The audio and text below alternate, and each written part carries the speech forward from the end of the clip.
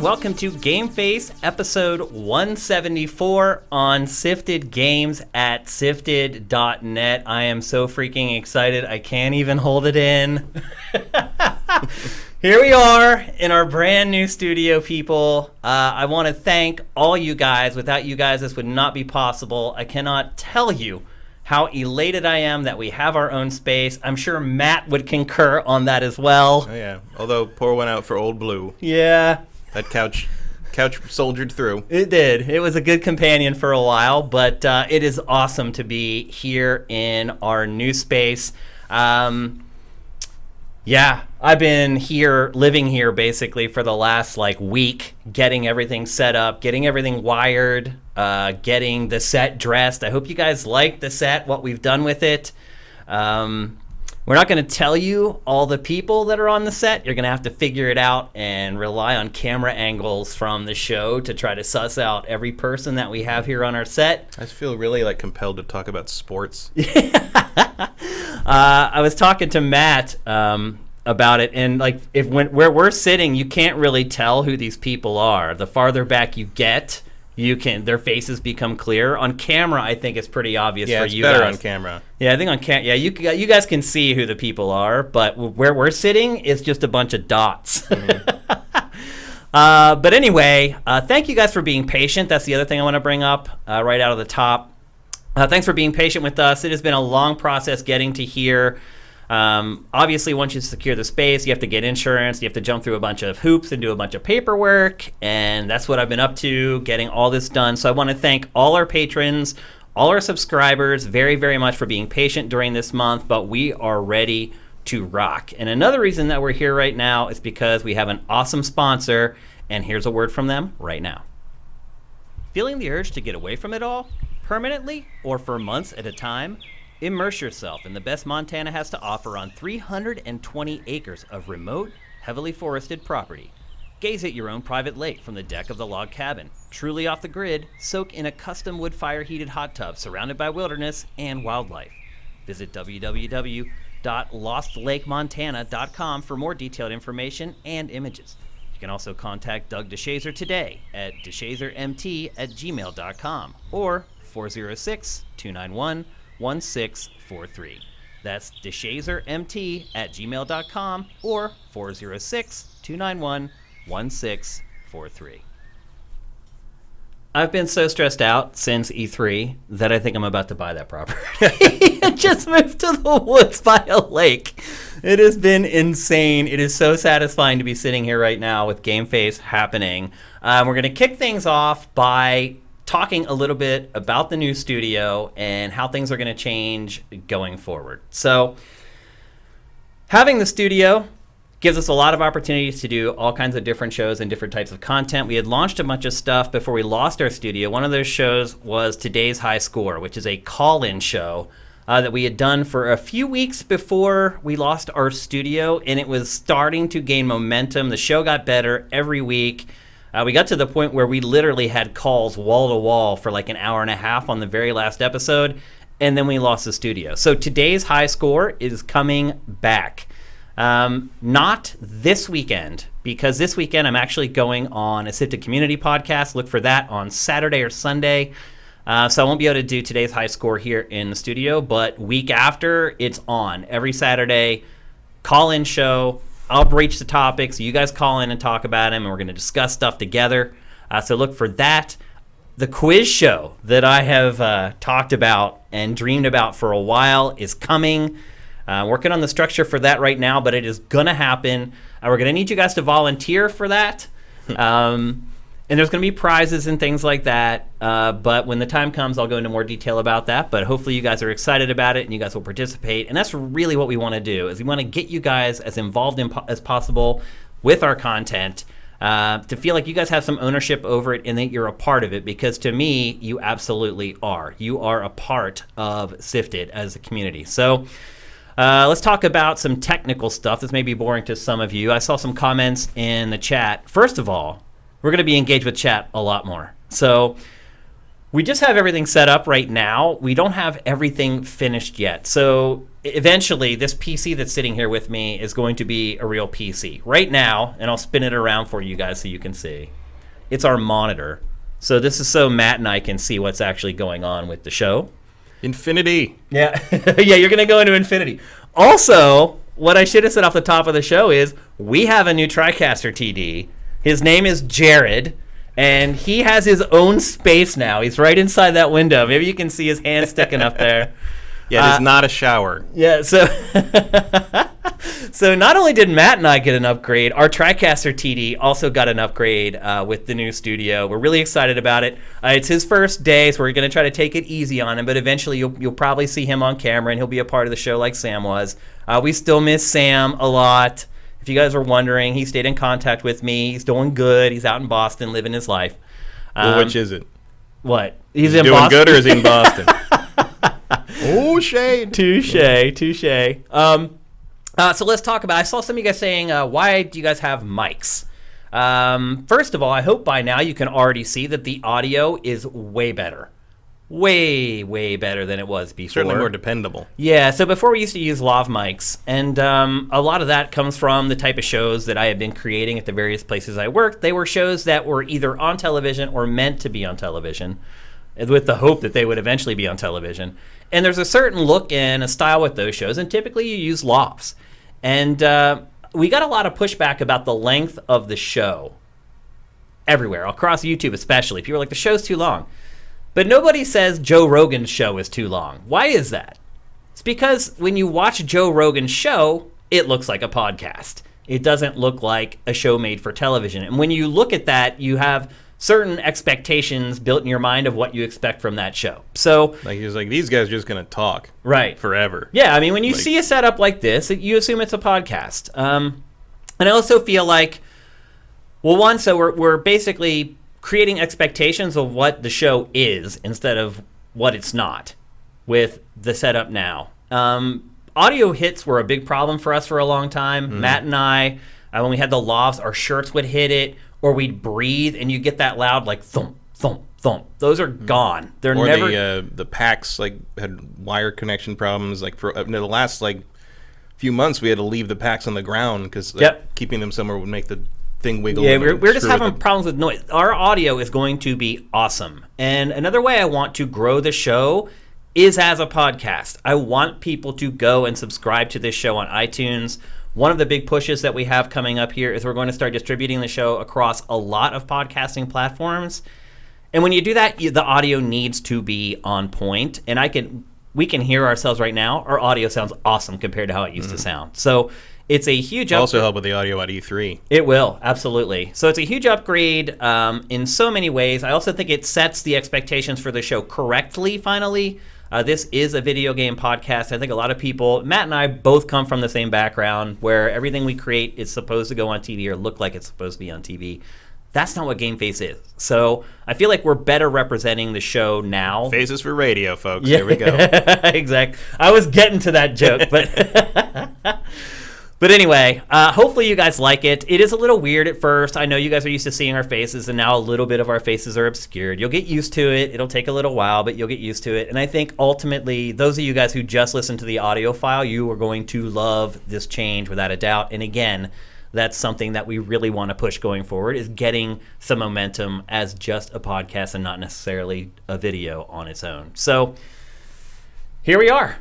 We're ready to rock with you guys. We've been playing a ton of games. I've been burning the midnight oil with all this stuff, but also finding an hour or two to play games at night pretty much every night. Matt and I have been playing, and we're ready to give you our impressions of the biggest games of the week. And we're going to kick things off with Marvel Ultimate Alliance 3. This is a Switch exclusive. Yep. It's not coming to any other platform for now, maybe ever, because Nintendo published it. Yeah, I think normally if Nintendo publishes something, you're not going to see it elsewhere. Unless it's like a very small thing or mobile shit, I don't know. But I would not expect to ever see a PS4 version of this. Yeah, I reached out to Activision for code, stupidly. I didn't realize Nintendo was publishing it. Mm-hmm. And Activision was like, oh no, that's not our game. And as soon as that happened, I'm like, oh, this game's never going anywhere else. So it is a cooperative 4-player isometric action RPG set in the Marvel universe. Is that accurate? Some form of the Marvel universe, yeah. Yeah, I mean, how many characters total are there? There's a lot. I think it's something like 30-ish around there, like 28, 30. Data mining has found 50 DLC character slots. Holy moly. So it's going to be like a Marvel versus Capcom type thing. Minus the Capcom. Right. Yeah. But I'm saying as far as roster size. There's going to be a lot of, if you can think of them, they're probably in here eventually. I think Cyclops and Colossus are coming at the end of August. And they've got 3 DLCs announced, 3 DLC packs announced, Marvel Knights, Fantastic Four, and X-Men. They've shown a few characters from the Marvel Knights one. I think it's Blade, Moon Knight, couple others, but they said that they were just a few of the characters, and so like you might be getting like 10 characters per pack here or something, and like they got 2 more packs in the future or something. There's going to be some robust post-launch support for this because it is Nintendo, and Nintendo does tend to be pretty good about that. So I would expect to see like Hyrule Warriors level support for this in terms of like going forward. I wouldn't be surprised if the DLC had stages, because I don't think these stages take forever to make. Exactly. Yeah, they're kind of cut and paste. A little bit, like the boss battles tend to have like some kind of trick to them, like some kind of like basically a trick to them. You can make the things go faster, but you can beat it brute force if you want. I think it's fun. Like I played the X-Men Legends games, and then I tried to play the Ultimate Alliance games. I found the Ultimate Alliance games boring for the most part. They just went on and on and on. Yeah, they never really connected with me either. And I never finished 1 or 2. I just sort of got halfway through, and I was like, you know what? I've beaten up enough Hydra guys at a certain point. I like this a lot better. I think the combat feels better. I think everybody feels more like their own character for the most part. Like there are certain types of attacks in general, but there really aren't any like clones. No, nobody really. I mean, even the spider people feel very different. They do. Yeah, and there are multiple because the Into the Spider-Verse is represented very well in the game. You've got which I finally saw, by the way, and loved. Oh, it's great. Really great. It's great. And so if you are a Spider-Verse fan, you're going to be happy with this. You've got Spider-Man and Miles and Gwen and Venom. So you can have a full team. You have a full team of 4. You have a full team of spider people. There's even a synergy bonus for that. Your team construction matters. Yes. If you team up characters that are typically teamed up in the movies and comics, you get bonuses for those team compositions. You get a bunch of team bonus for in terms of that, and then the more important synergy, because the way it works is so you've got your basic attacks, you got a light attack and a heavy attack. The heavy attack mostly combos into the end of the light combo if you want to. There's both buttons do the same thing in the air for some reason. Air attacks can be very useful early on depending on who your character is. They can be very useful throughout the entirety of the game. Yeah, I mean, if you have a character that can fly, it's a huge advantage. Although the thing about when you can fly, it drains your ability meter. It does. I didn't notice that until like late in the game. It's still though, it's invaluable, especially when you get, because a lot of this game is we're gonna plop you down in this restrictive area, and then we're gonna flood it with enemies. Yeah. And if you can fly, when those areas are flooded with enemies and there are just attacks coming from all directions, you can just hop up and fly around it, find an empty space on the battlefield, and drop back down. Well, that's my right now. Actually, you're seeing one of my favorite inclusions, which is Elsa Bloodworth or Bloodstone, who obscure, is very obscure, like Marvel Knights, sort of the same corner of the universe as Blade and Mephisto and Ghost Rider and those guys. Like putting her in was a surprise. I don't think she's actually very good as a character. All the range characters in this are a little too fragile, in my opinion. Well, my main, you can see who my main is. Scarlet Witch? Yeah. Scarlet Witch is really good. I haven't had many problems. I mean, obviously, she's up close, she's a liability, but... No, but she's a tornado from back. In fact, she was on my team permanently until I got Storm. Oh, I haven't even got Storm yet. Storm has this ice, like this area of effect ice attack that basically like freezes everyone. It's just like, just stand still while I beat you with Captain Marvel. That's basically my strategy. Well, that's crazy, because a big mechanic in this game is staggering enemies. Mm-hmm. Particularly some of the bosses and the tougher enemies. They have that meter. They have 2 meters. They have a health meter. They have a health meter and a stagger meter. And when you chip them down and that stagger meter goes down, they get staggered, and that's when you just unload. Mm-hmm. So yeah, I could see where Storm having that ability kind of cheats it a bit. Yeah, my main character I play as mostly is Captain Marvel, because, as you say, so you also, in addition to the normals, you have abilities, which are sort of like, you use up your blue meter to do whatever abilities. Captain Marvel has a photon punch, which is like a dash punch, and it does huge stagger damage. So early on, I gravitated to her because she could take the stagger meter down in like 2 punches. Oh wow! And then then her aerial attack is this ground slam, which does really good damage. So basically and then you've got synergies where you hold the top right button to hold it and press the space button to do abilities. You hold the right trigger and you do team up abilities. Yeah. And the team up abilities are synergies with the elemental types of if you have a laser projectile, like you can maybe do a synergy with like a slam attack or something, and you'll do like extra damage and get a big pop, and it'll so basically that's also how you open doors sometimes to secret items. I have run into a lot of bugs with that. Oh really? Because what you're supposed to do is you go up to the secret doors, and it shows you the two icons. Yeah. And then if you hold the trigger, you'll see any character you have that you hold the trigger on, you'll see it'll flash like a special flash saying hey, you have this. They have the thing you need for this. And sometimes it works and sometimes it doesn't, because part of the trick is you have to hit it with the first ability first. Yeah. And then the second one, and sometimes the way the automatic activation works, that's just not how it happens. So sometimes you have to go and manually do the first ability and then quickly switch to the other character and hit it with the second ability, which is not the end of the world, but it is not how the game tells you those work. No, it's right. It's true. There's a lot of weird the game gets messier as it goes on. I'm in chapter 8 right now. There's 10 chapters total. At this point, there are every time it does a cutscene, there's missing sound effects. Oh, really? There's clearly there's battle scenes. It's in the chapter is in Wakanda, and there's a lot of fighting and big battle scenes, and people are getting blown off roofs, and things are being exploding, and there's no sound effect for it. There's just nothing. The voices are going, the terrible music is playing that doesn't it is bad. Have any response, reaction, or relevance to what's happening on screen ever. The music is real generic in this. I'm actually a little shocked that a Nintendo published game has so many problems. That's very rare. Yeah. Nintendo's games generally have very little, if any, bugs. I'm sure it will get better as it goes on. But in general, I do like it. I think is an improvement over what came before. The roster's crazy. I'm having a lot of fun. I am pleasantly surprised by how much I like this game. It's not a pushover.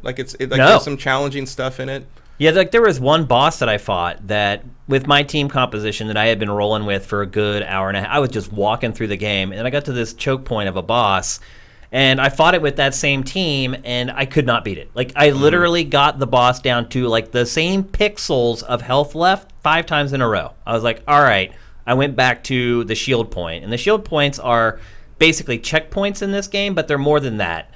You can basically go in and fiddle with your team and upgrade things mid-mission. And so I went back, I changed my team to characters who were much lower leveled than the characters I was using, and because I just chose the right characters, I beat it first try.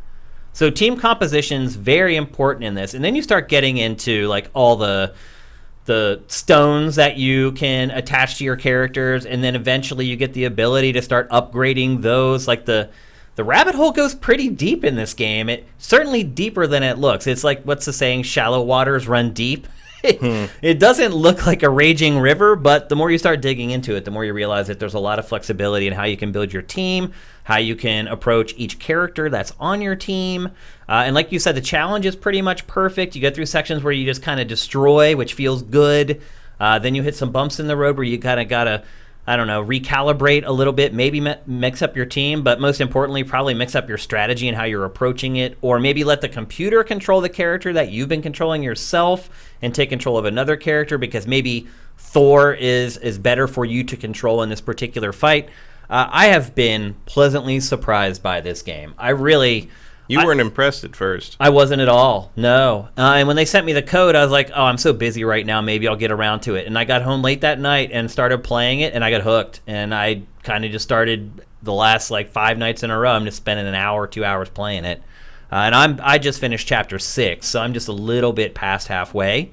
But I can absolutely see myself pushing forward and finishing this game, provided something else doesn't come along that starts taking up my time. There's a couple things in it that I think are a little odd. I think you can get stun locked way too easy. If you get hit by anything, you sort of you tend to get interrupted, which certain characters that feel that doesn't make any sense. Like you should not be able to interrupt Captain Marvel's wind up for some kind of powered ability, especially if you're going to drain my ability meter anyway. Yeah. And there's points where there's certain enemies that do kind of these area of effect things where you just get stuck in them and you can't do it. The only thing you can do is dodge out of it. Yeah. And if you try to do anything else, you'll sit there and keep getting hit, and your life can go down real fast in this game.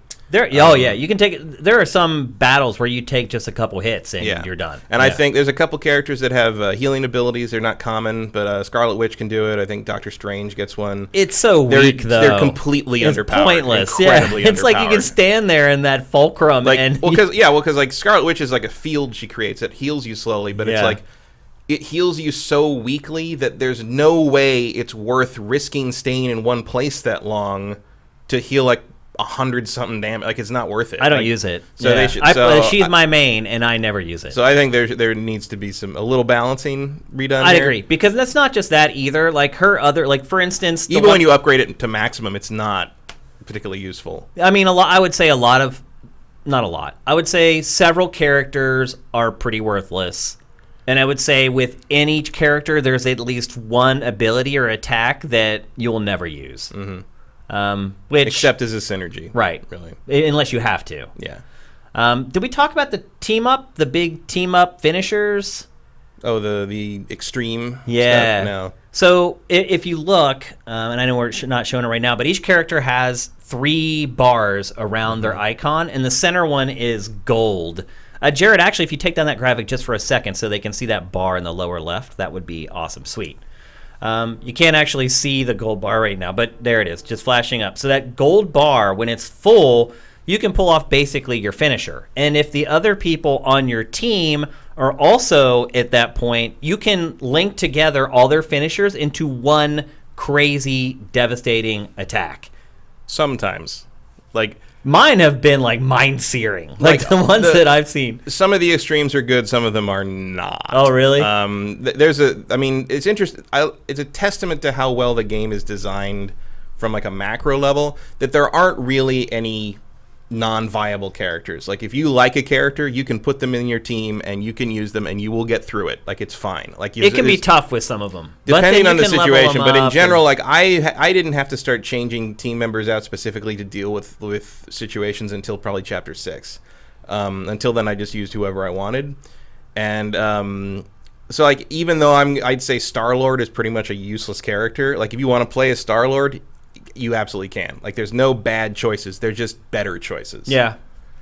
Which is how it should be, because there definitely were literally non-viable characters in the old games.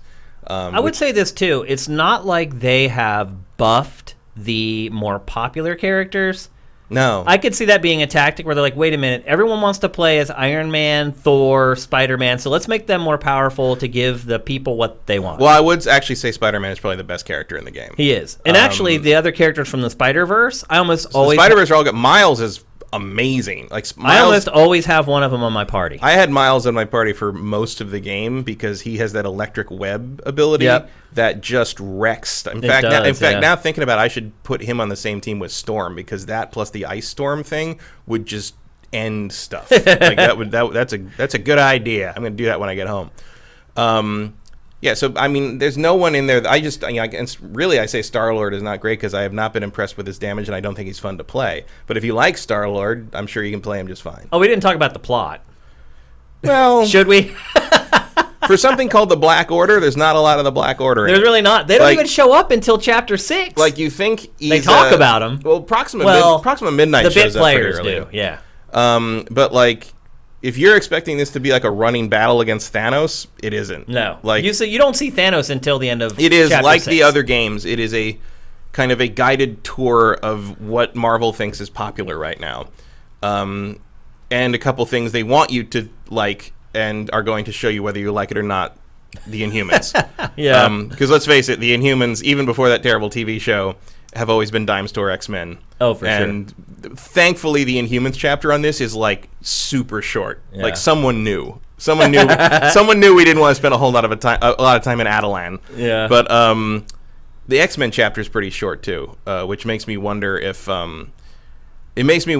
like that's because they're reserving some stuff for the X-Men DLC. Also, Adelan, I would bet. Yeah, I mean it's basically just kind of one battle, really. Yeah, I would bet that Adelan is also related to the Fantastic Four DLC, so maybe there'd be more Adelan in that. Joy. So like I don't know, we'll see. But gotta watch the hand gestures hitting the mic. It's gonna be a learning curve for us two people. But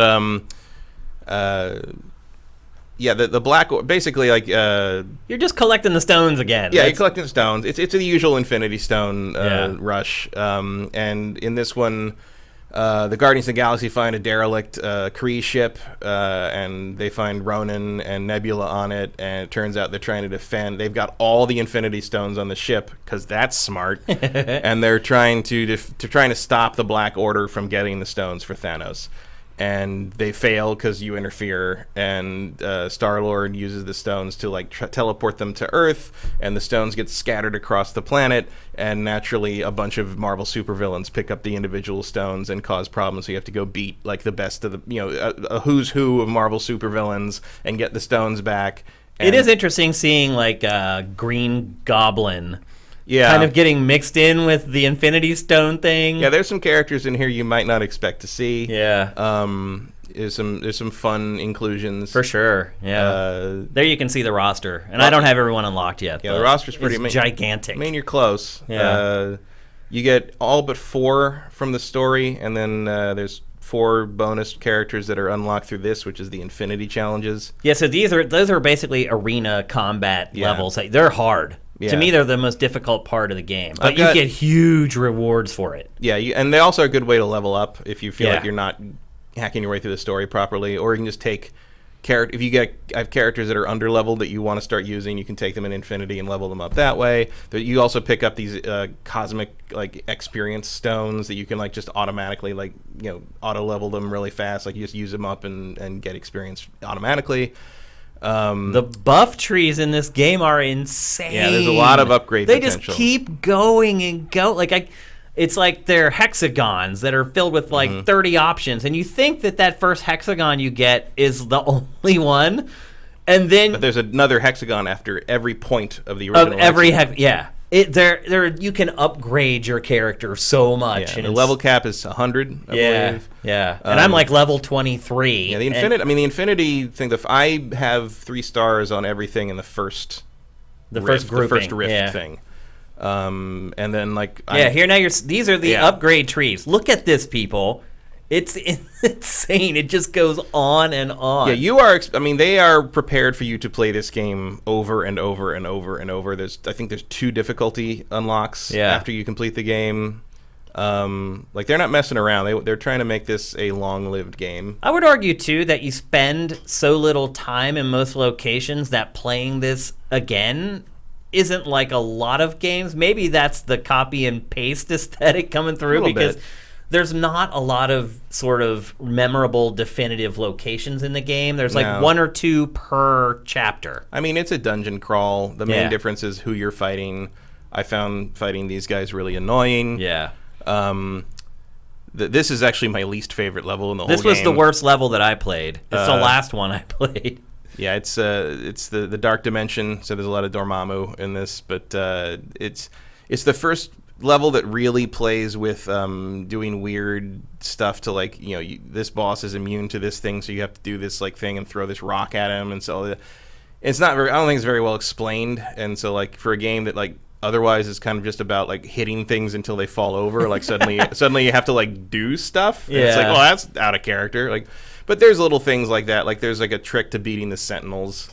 quickly that like you can that works that way. There's a lot of stuff in the game that like if you want to finesse it and you'll get it done faster or like or you can with chip. a bigger boom, Yeah. or you can chip them to death. But I think this is the first chapter that doesn't let you chip things to death because there's a certain point at which basically in a lot of the situations where you have to do the special thing, the enemies will stop dropping health power-ups. Oh, yeah. And so if you don't get it done by then, you're in trouble. Yeah. And there's no penalty for dying. I mean, I've died a lot. They don't even make you like go back to the last shield point if you don't want. Like, you can if you want to rejigger stuff and like they'll just let you start at the battle. Yeah. And sort of like upgrade some stuff, whatever. But if you want to keep all the experience you've gotten in the boss fight so far, you can just hit retry and you start with everything you've got. You don't lose anything. You just get to try again. Yeah. So that's nice. I mean, it also kind of fits with sort of the bite-sized. You're not always going to have time to finish what you're doing in this game because it's supposed to be played handheld. I think in that sense, being on the Switch helped it a lot because it became less tedious. Like they save constantly. So you never really end up. You'd have to work to end up in a situation where you'd lose progress. Yeah, we're going to talk about a game here in a little bit where that is not the case. So it's nice whenever, and you're right, a handheld game needs to have that functionality. Mm-hmm. Otherwise, it's never going to work in that space. The only issue I have with that is that because obviously I play it docked. All the UI and all the text is real big when you play it on a TV. It's like, I mean, you can see here how huge the mini map is. And like all that. It's a little much, like right there the objective thing. Yeah, it's gigantic on a television. Yeah, it's exactly the size it should be for a handheld screen. But on a TV, it's like, whoa. I mean, that's something developers have to. I mean, it's Switch. better than when like they put text on and people complain they can't read it. Yeah. I mean, this is the better alternative, I believe. Yeah. But I think Team Ninja has done a great job on this game. Yeah, they did. Yeah, it's I haven't really had any bugs. There's some camera problems. I think actually this section shows off. Camera issues all over the place. Yeah. I played a little bit. I think you'll see it right up. Watch, you'll start seeing it jitter here in a little bit. Yeah, so it gets caught behind objects and obscures your view sometimes. It gets jittery at times. Yeah, I played a little bit of online. I played some yesterday. It's fine. It works good. Yeah. There's no lag, unlike Super Mario Maker 2. And but you keep your progress when you play with someone else. Yeah, you're never wasting your time. Yep. Even when you fail, you get to keep your progress. I like that, especially for a game that you're supposed to play in bites on the go. And basically, if you like these games, there's no reason not to buy this. Yeah. If you have a Switch. Yep. Especially those of you who have a Switch and maybe you're like me and you're not a gigantic fan of Super Mario Maker 2. Another thing to consider as well is that Fire Emblem comes out tomorrow. Yes. So think about that before you decide to plunk down your money on this. But I mean, they're two very different games. They are. But some people can only buy one game a month or one every 2 months or whatever. So basically, you're going to have to, do you want strategy or do you want action? Yeah. So this is a good option, though. I would not regret paying full price for this game at all. No, I don't. I've had a ton of fun with it. I had fun with co-op. I've had fun just switching through characters and just playing a character for a stage or two just to see what it's like to play as them. And you're right. You can succeed with any character, but certain ones I think are easier to use and be successful with. I mean, if you're more of if the characters you love aren't in the roster yet, like if you're more of an X-Men, there are a fair number of X-Men in the base game. Oh yeah. But like the other strategy is to wait until there's more of a definitive edition out with everything in it. Like I'm sure that'll be along next year. So that's an option if you're not keen on buying a season pass or something. But either way, I think if you're at all interested in Marvel, you should get to this. I think it's pretty respectful too of Marvel. I think so. Like there's no egregious examples where I'm like, that's not really nailing it. No, I mean I think they get. I mean you still got the Ultimate Alliance issue where like you're playing as a well-known Marvel character, and there's points at which it's like they've never met each other before, and it's like, well, I mean, I'm pretty. It doesn't address every movie, comic. I'm pretty sure Scarlet Witch knows who the Inhumans are since her brother was married to one, but okay, sure. Yeah. But yeah, it's just little things to let the players know who these characters are. And it's nice to see the X-Men and then eventually the Fantastic Four stuff back in Marvel games because those were gone for a long time, and now They don't have to be because Fox got Fox got bought up and they've got the license back, and Ike Perlmutter doesn't have to be petty about it anymore. Yeah. So the gang's all back. And the only other thing I would say is I am not tremendously impressed with some of the voice work. Some of the voices are fine. Hit and miss. A lot of the voices are the people who have done the voices in Marvel cartoons for years and years. Mm-hmm. Some of the characters who have not been in Marvel cartoons are a little shakier, but it's fine. It's there's a couple really bad characters, but for the most part, it's good. Yeah. Ghost Rider, they do Ghost Rider really well. They do. There's a lot of voice acting, a lot of cinematics. Like more than the previous games, I would say. Yeah. They're all pre-rendered, though. Like, the real-time stuff resorts to, like, text bubbles and... Yeah. Although those are voiced. They are, yeah. The other character... The character you're talking to is always voiced. Yeah. Yeah, the production value is decent. Yeah. It's a Switch game, so I give it a little bit of a pass on some stuff.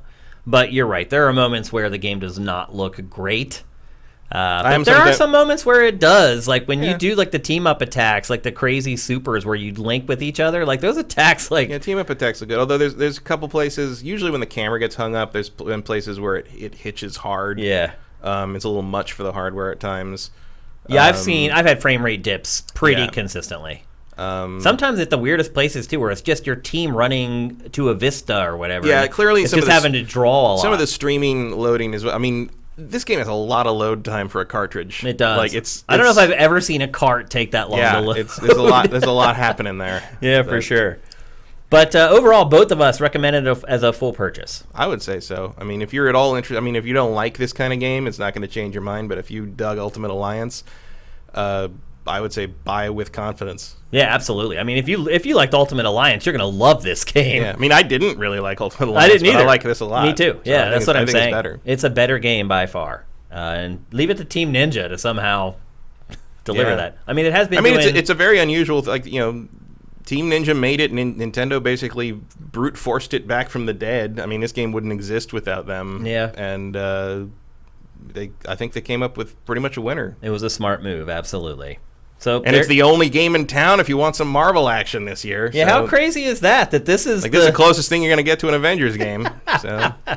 It absolutely is. So there you go. That's Marvel Ultimate Alliance 3, and it is. Oh, and did you see the leaks on the skins for the Square Avengers game? No. Like there's some skins that were shown at the Comic-Con panel, and people took pictures even though they're not supposed to. But it's like Cap's classic outfit. There's a skin for Cap that's Falcon as Captain America. Like they're doing the Marvel Heroes thing. You're gonna be able to customize these characters' looks very much so. So you're not gonna be stuck with all those weird faces. Well, it's like I said, it is a gas.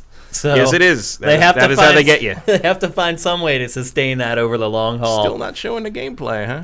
They're supposed to release it after Comic-Con. Did you see that? It leaked. It leaked, yeah. It's on SIFTD, actually, if you want to watch. People didn't seem to hate it. No? Like, people were like, yeah, it's fine. Well, I think part of the problem was that it had been beaten up so much. Yeah. I think we talked about that, like, post E3. We were like, look, this game isn't as bad as people are making it out to be. It's just underwhelming if you're expecting something as awesome as what's in the movies, and it's the tutorial stage, so no one's fighting as a team. There's no it's just like it just feels uninspired. Yeah. And like really, I cannot emphasize how long the fight with Taskmaster goes. Like it really just does not stop at a certain. It's a 20-minute demo, and that's like a third of it. Yeah, but anyway, there's that cell phone footage is on SIFTD. Just go to the search engine, search for Marvel's Avengers, and it's probably the top result on the game page now. Yeah, I mean, I think it's just a thing where people were hoping it would be like, yeah, and instead it's like, oh, okay. Like, they didn't take it down. No? No. That video is still... I looked today. That video is still up. Probably because everybody's just like, oh, that's not terrible. Yeah. They're like, oh, they don't hate us. They're putting out a direct feed version of it after Gamescom. Well, that's good. I mean, it's time for them to start showing some confidence in it. Yep. Gamescom's coming up. Especially if they intend to not redo any of it. Yeah. So. Yep. Absolutely. But in the meantime, Ultimate Alliance. It's a good alternative. Absolutely. All right, let's move on. We're going to talk next about Gears 5. Not Gears of War 5. Gears 5. Yeah, it's just Gears now. How do you feel about that? I don't care. I know you don't care, but do you think it was smart from a financial perspective? Yeah, it's what everybody calls it. It's And, weird, like, in our database, it's weird to see Gears of War, Gears of War, Gears of War, Gears of War, Gears. You don't think people still who are just like randomly interested aren't going to search for Gears of War? I'm sure it'll still come up. Maybe? Yeah, of course it will. It's maybe not. I don't know if it will come up in your database, but if you Google Gears of War 5, this is what comes up. Yeah. Because even if people are calling it that, it'll still get into the search engine optimization. Yeah. I think it's fine just because, like, people call it Gears anyway, and I think, especially with the return of God of War, like, you don't own that GOW acronym anymore. Nope. So just make it Gears. Yeah. It's fast, it's short, it's sweet. Gears 5, done. Cool. Yep. So last weekend was the Gears 5 tech test, and it was open to people who have Xbox Game Pass. Interestingly, there was no other way to get it.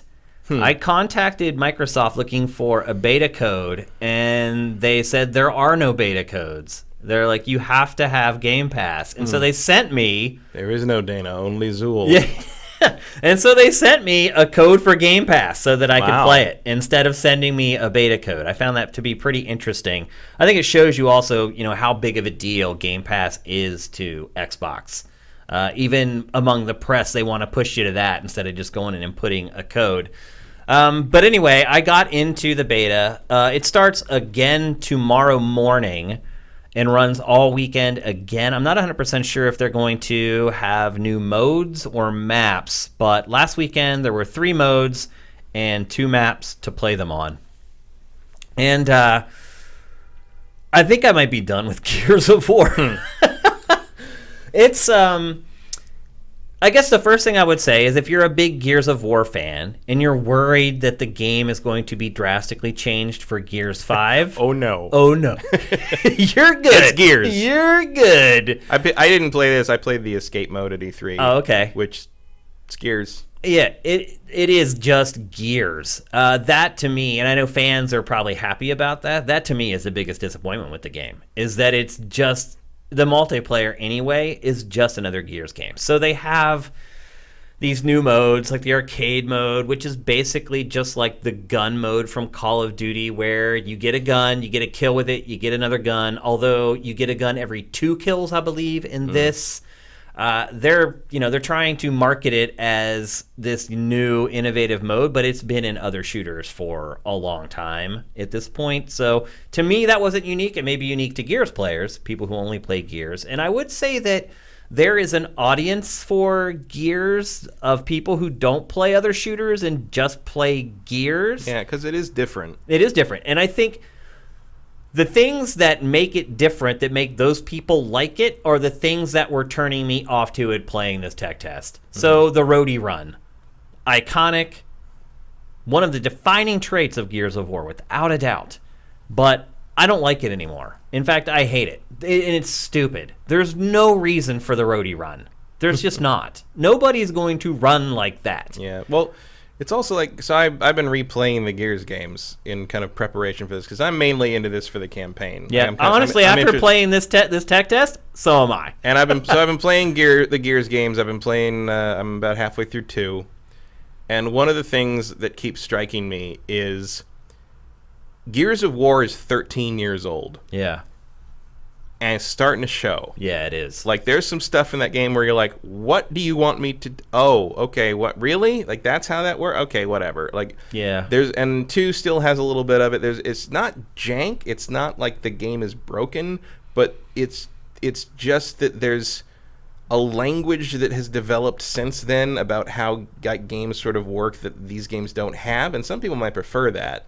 But, like, the roadie run is part of it, where it's like, just let me move around the environment properly. It's like, so stupid. Like, it's so having to account awkward for that wide arc of a turn while you're trying to sprint. It's like, okay, if you want to have the roadie run in there, leave it in there. Just give me a sprint. Yeah. Let's have both. Well, that's why I keep wondering about, like, the campaign in this, is, like, they talk about how there's going to be open world, or it's going to have, like, open areas. Am I supposed to roadie run for like miles? Think or is there going to be another way to get around? Well, there are those crazy like airship things, right? Remember? But there's gotta you gotta give her like a normal movement scheme or something if you're going to do that. Because like I mean, the old Gears games, and 4 for the most part, even though they loosened it up a little bit, really feel like they're on kind of a grid. Yeah. In terms of the way you're moving around. Yep, like, for sure. Like, certainly, like, you are kind of limited to these cardinal directions, the 8-way move sort of thing. Especially when you're talking about the diving and the running.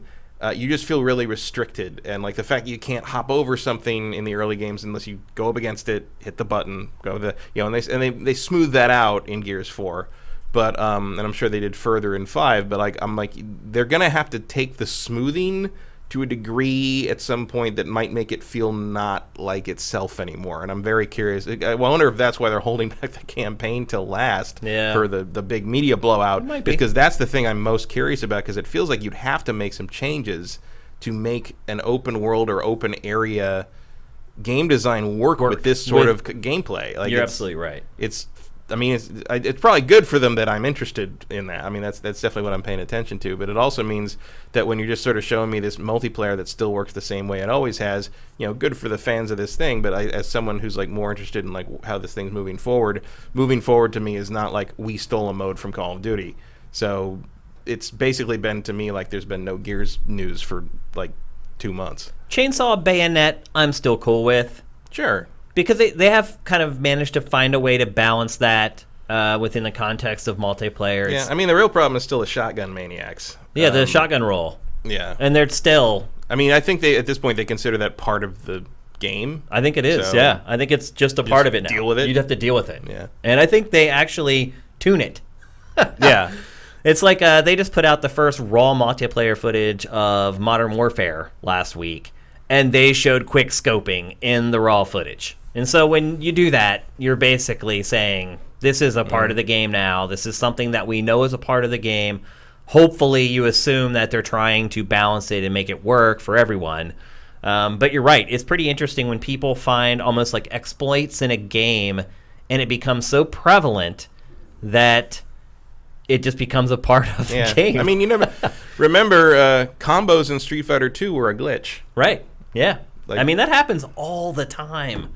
Yeah, it's pretty crazy to think about. I remember because I was in the arcades at the time. I was working at an arcade when that came out, and early on when people would do combos and stuff, like you'd get like people angry because they thought they were cheating. Yeah, like you're not letting me hit back, and it's just like, well, yeah, that's the point. It's a combo, and like you'd get fist fights that would break out at the place I worked because like they're like you're not letting me. You're just like hitting me over and over again, and it's just like it was. Yeah, that's how fights work. People didn't understand kind of how that was going to be a thing. So so it's kind of the same thing with like there's the shotgun thing. It's like people, if that's just how the game works, that's how the game works, and even if it wasn't intended originally, that's kind of one of the hallmarks of the game. So that's just how it's going to be. And I'm not a huge fan of that, but I hate the shotgun roll. So do I, but I'm not. And it's so absurd because you get in some matches where you just stand back and just watch people roll around each other for like 10 minutes. It's like, what is this? It's not for me, but if you like it, then at least you've got this. It is certainly effective. It's not like it's infested the whole industry or anything. It's funny to me how so little of Gears of War has carried over. No one takes their mechanic, and even stuff that I think would have been like active reload. I remember saying to Cliff when it came out, like, man, active reload is going to be the thing that everybody steals. He's like, oh yeah, I know. And like I remember like a year or 2 years ago I saw him at E3. I'm like, you remember when I said like I thought what happened to that? He's like, I don't know why people don't take it. I think it's great. I'm like, of course you think it's great. I actually just played a game last week that had active reload. Yeah, I did just play something with active reload. What was it? I can't remember though. I can't remember. It was recent. Somebody actually did one. I'm like, oh, you stole active reload. That's good. Yeah. What was it? Vincent says Attack on Titan 2 had it, but I haven't played that, so that wasn't it. Oh, you know what? Earth Defense Force Iron Rain. Yeah. You know why I thought that I played a game is because Vincent mentioned it in his game eval, and I edited the game eval, and that's where it's coming from. So yeah, that was another game that had active reload. So Japanese B-list, like shoot 'em ups seem to be the only ones that are adopting it 13 years later. Yeah, it's very bizarre, but that is a great mechanic. I love it. It adds tension. I mean, obviously, and rewards you for it. And cover obviously is used by everybody, but that even Cliff will admit that he stole that. Well, he took that from Killzone, Kill Switch. Kill.Switch, Win Back. Win Back was before that. Yeah, there's a couple games that did it first. A couple other notes I have on it. The game is really buggy. like really buggy. Is it an alpha or a beta? They don't say. They call it the tech test. Okay. It's not like alpha or beta. It is a mess right now. If you try to change characters after you die, it just basically crashes. I've got in these weird infinite loops where it's trying to load the team into a game, and like the characters will just keep loading into the game over and over. I've had the game crash a couple times. Again, this is a beta or an alpha, whatever they want to call it, so some of that stuff's to be expected, but I play a lot of betas and alphas, and they're usually not this bad. That is a shock to me that the Coalition would put out something like this in the state that it's in. That's just not typical of them, and when you think about the fact that it's coming out pretty soon, it's a little concerning. Yeah, I mean, I'm sure they'll get there. God knows how old this build is. Yeah, I mean, it probably is like 3 or 4 months old. I mean, if it's a tech test explicitly, then they just want to make sure everything connects and why it doesn't connect and what's going on. So there were queues. Wow. Queues. And I'll say this, it was only the first day that the tech test was going on, but we were put in queues where you had to wait to play the game. You know what I had to do queues for recently? Final Fantasy 14. Really? I decided to jump in on that because everybody's that new gushing expansion about is Stormbringer, like, yeah, and like or Shadowbringer. Shadowbringer, yeah. What the hell is Stormbringer? I'm sure there's another game with Stormbringer. There definitely is. Yeah.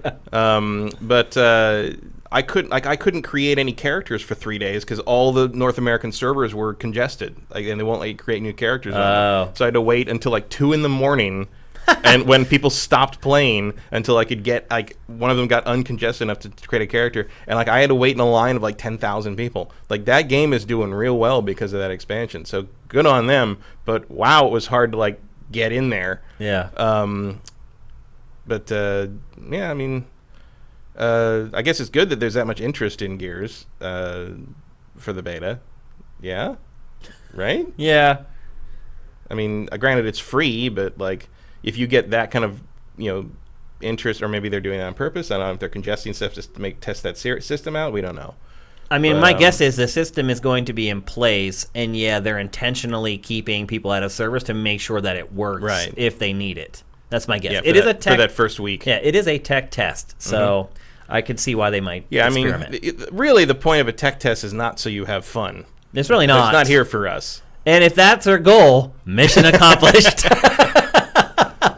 They knocked it out of the park, because I will admit I had very little fun playing this. The aiming in this game, I play a lot of shooters, a lot. The aiming in this game feels so squirrely to me. I started going in, and I never do this. I was going in and messing with like the stick sensitivity, trying to get it. I could not find a good place. When people run into the room with me, it's so absurd. They're standing 5 feet away from me, and I cannot shoot them. I'm going right, left, up. Like I cannot. Well, I've noticed, I mean, I haven't played this, but I've noticed playing the old games, like when I go into the aim mode, when I go, pull the left trigger and go to aim, that reticle is never where I think it's going to be. Yeah, it's weird. And then like you're supposed to be in the center of the screen. You'd think, but that's like typically it where never reticles are. Ends up there, or I'm off center looking at things. Like for whatever reason, the Gears games seem to have a much harder time, sort of, quote unquote, reading my mind in terms of what I'm looking at than almost any other shooter I've played. It could be too that they have the aim assist cranked way down, or there just isn't one.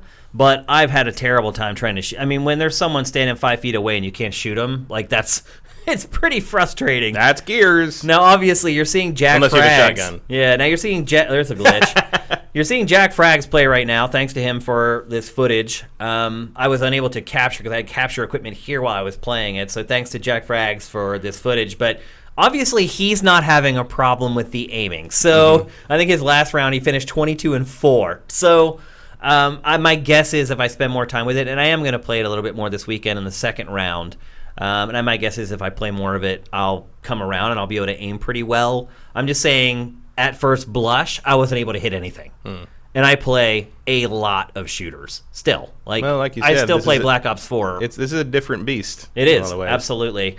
There was one cool thing, I will say this, and I always try to find a positive if I'm not really enjoying something, and this is what I found from Gears 5 that I really liked, was when you play... Spinny legs. When you play Domination in this game, if you are the MVP of a round, between rounds, you get to choose where the items spawn, which can be a huge advantage for you, because you can put what you want right next to where the spawn is, and for your team in general. You can just hook up your team to make sure the weapons that you want them to grab first are closest to the team. And that is something that I've never seen in a shooter before. So maybe as I play more and discover more, I'll find more stuff that's unique and different.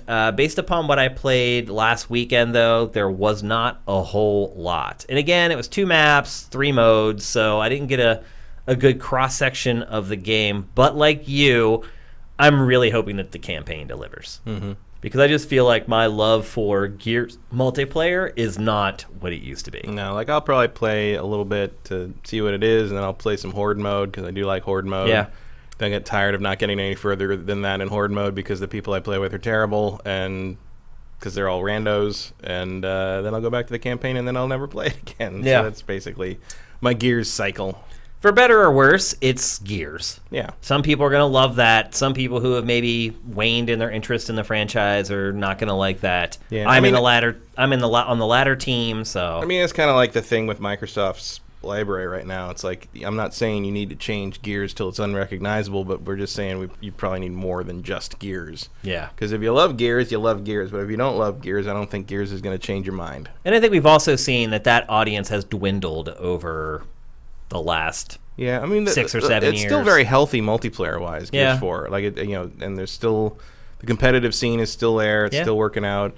Meanwhile, Evil Geniuses shut down their Call of Duty team, which is weird, which is crazy because like they were the winners last year. Yeah, they won in 2018 like, and we're then done. quit. Yeah. I was talking to Jared, actually, when he got here a little early so we could talk and kind of go over the show, and he's worked on some esports stuff, and we were just talking about esports in general and just how it's bad. They cannot figure out a way to make money off of esports. Mm-hmm. They just can't. And the problem is the way you make money with any sport is through TV contracts. That's where the NFL, NHL, MLB, NBA, that's where they all make their money. It's TV contracts. Yep. So the league gets that big chunk of money from NBC or ABC or ESPN or whoever, and then the league takes that money and disperses it equally to every team. So I'm a Pirates fan. The Pirates are terrible. They haven't won the World Series since 1979. They haven't won a playoff series since 1979. They make tons of money because all the TV money coming from all the networks that goes to MLB, the Pirates get the same amount of money as every other team. So they don't care if they win. They don't care how many people come to their games. Just the money they get from the TV deal is enough for the Pittsburgh Pirates to remain profitable every year. It's very frustrating as a Pirates fan. They have no incentive to get better. So what you're saying is professional sports is communism. Maybe. But for esports to succeed, no matter the game, that's what's going to have to happen. They're going to need a big TV contract. And look, it could come from Twitch. Yeah. Twitch could say, look, we'll give you $1 billion for the next 5 years of Call of Duty esports. But probably not. And then, I mean, you've seen kind of forays into that with the Blizzard paying for stuff to air on ESPN2. Yep, and then it does like a .08. The Evo finals were on ESPN2 for 2 years, and then they weren't TBS is doing anymore. stuff. TNT is doing stuff. They tried the reality show angle. It's just not. I just don't think it translates. Like the fans of esports do not want to watch esports on TV. Television, and a lot of them don't even have cable to. They don't have linear broadcast at all. So I don't know where you get that revenue stream from. The typical ESPN viewer is not gonna. And I will say this: this was a really cool moment. My wife and I were on the East Coast eating dinner at a restaurant, a bar. And we were drinking. We actually didn't eat anything. We just did Jaeger bombs for 6 hours. We were having dinner, and we're sitting there, and all of a sudden, ESPN starts showing esports. It had been on in the bar, showing Sports Center highlights, things like that. And all of a sudden, it switches its programming to esports, and I look around, and this whole bar is playing esports. I was like, this is like a watershed moment. I thought you were going to say everybody left the bar. Well, about 10 minutes later, they turned off the esports. So, I'm guessing someone walked up and said, yo, we're watching people play video games. How about some sports? Yeah, and they switched it. What was it? It was Overwatch. And, still, though, for 10 minutes in a bar that was packed full of sports fans, esports was on TV. And they need those moments to normalize it. Because eventually, if that keeps happening, that guy isn't going to go up to the bartender and say, hey, turn this off, because it's not sports. Eventually, it's going to assimilate into sporting. Yeah, but it's so hard to kind of get across. And even some of the ways they run the matches is weird. We don't understand it. No, so how can just some dude who watches ESPN at understand one point, it? I used to put on the Overwatch League stuff on the main TV when we ate dinner sometimes, so my girlfriend could see it because she really is into that. And at one point during one of the capture control matches, I'm like, why did they get a point? Well, I don't understand the scoring system. I'm like, what was the point? Because no one won that match, so why did they get a point? And she's like, well, it's this and this many ticks and that many ticks on this and this is that. And I'm like, why? What does that mean? And why isn't it the team that has the biggest score wins? And I didn't understand. It's like, why isn't it just like if you win, you win? And and she's like, well, because you don't always win, so you need a way to differentiate who did better than the other. And I'm like, but I don't, and because otherwise you're just wasting a match. It's not like I don't understand scores. It's not like I don't understand video games. It's not like I haven't played Overwatch. But she sat there for 20 minutes trying to explain this to me, and I just continually didn't get it. And she was getting really mad because I didn't understand what she was talking about. I'm like, I don't know what you're saying. It's way too complicated. And you just it's not just that game either. No. It's also, they don't explain that at the beginning of the show, so you can't. Also, these shows last too long. Yep. And that's the problem with getting them on mainstream TV. They don't want the announcers who are good at announcing esports on their air. Right. So they get some jabroni who's used to doing beach volleyball to come in and try to announce these esports competitions. They don't know what they're talking about. Yeah. We don't know anything about doing that to an esports competition. Yeah, exactly. How you doing, Evo? Yeah. So anyway, that was partially my fault. But you're right. Gears esports has gone strong all this time, and it still seems to be going strong. Yeah. But I watched some of the Gears championship stuff a couple weeks ago. Yeah. It was a lot of shotguns, but but it was interesting because it was a way I've never seen it played because I have never played with people who were any good at it, except for Mike Dembski. Mike Dembski's very good at Gears of War. Yeah. But it was interesting to watch and just see how because the maps on Gears are small enough that you could kind of the spectator cams could kind of show the whole area, and you could kind of get more of an angle on sort of what each team was doing and where they were sticking together and what they were how they were trying to move around on the other team, and it was interesting. I only watched it for 30 minutes, but it's it was at least interesting. That's the other problem is I think you have the issue of you're constantly changing teams over. So it's at least with a football game or a soccer game, you turn on the game and you are going to see those two teams playing against each other. Yeah. Whereas if you turn on an esports competition, you don't know who the hell is going to be playing at the time you turn it on, and you may or may not catch what you're going to look at. And there's 30 teams, and it's not unlike say the Olympics or a tennis, maybe a tennis match in that regard, in the sense that there are, but tennis ain't the NFL in terms of lucrative TV deals, is it?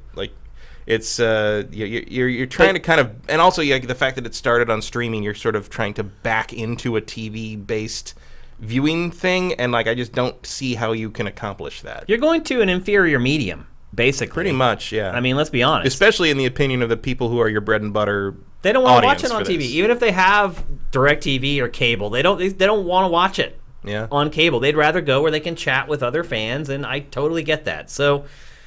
Esports has a tough road to toe to make money, unfortunately. You need the TV contracts. The TV contracts aren't going to be there. Unless there's something else.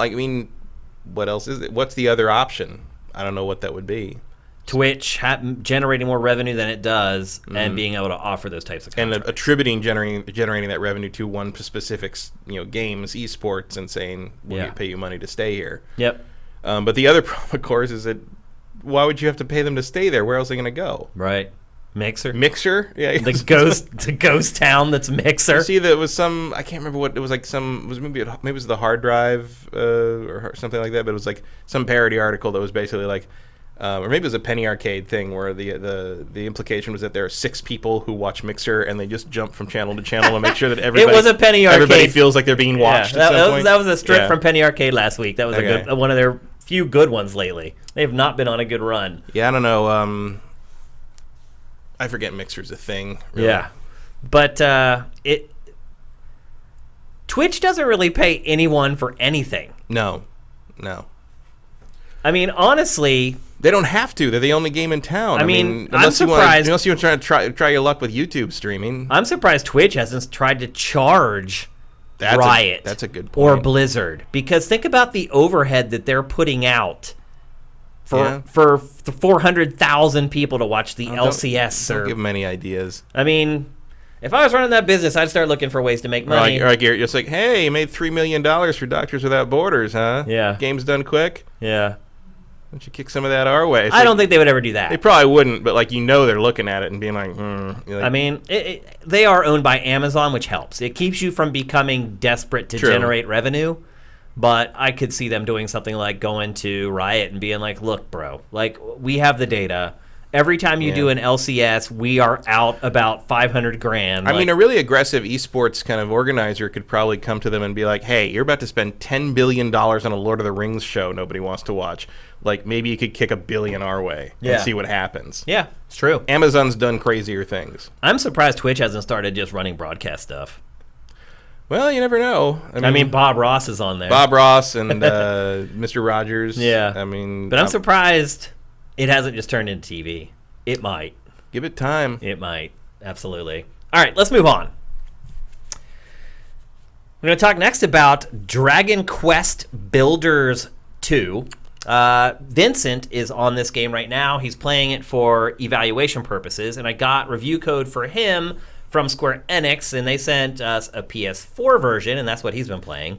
And then the day it came out, I randomly got an email from Nintendo, and Nintendo sent me a code for Switch, which is odd. For some reason, Nintendo with Square Enix games has been the distributor of their review code. I don't know what's going on there. If I was dealing with Square Enix, I'd probably say, hey, I'll just do it myself, too.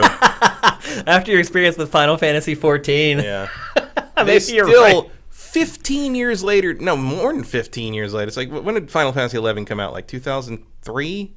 Yeah. Like, their account interface is still terrible. Like, still. I don't know. Like, it's pretty. You've got mogs and buttons everywhere, but you know what? I still put my subscription on the wrong goddamn thing. And then you won't refund it because you're like, oh, we can't give refunds for subscription fees. I'm like, well, I'm just going to stop payment on the credit card, maybe. But it's like, it's still terrible. Yeah. I just signing up for Final Fantasy XIV, like, I almost gave up like 3 separate times. Like, the barrier of entry is not like a game difficulty curve. It is a dealing with Square Enix's inability to make anything work properly curve. It is bad UI for sure. Well, the good news is with Dragon Quest Builders 2, you don't have to worry about any of that. That's because it's from the Enix side. Yeah, you're right. It does have online functionality, but basically you can take pictures of the stuff that you create and then upload them, and then like the loading screens are filled with the art that the players have made. You can share it, you can go in and check it out and like upvote it. And I will say that some of the work that people have done in this game is like mind-blowing. For those of you who don't know, this game is basically a mashup of 3 things. It's a JRPG, an action RPG. All the combat is in real time. It is a farming sim, and it is a Minecraft clone. And I would say that all 3 of those elements are distributed pretty evenly throughout the game. Not one of them really dominates the other. But you're probably wondering, based upon the lower third there, what is the one thing that it's the master of? And I would say the thing it does best is building.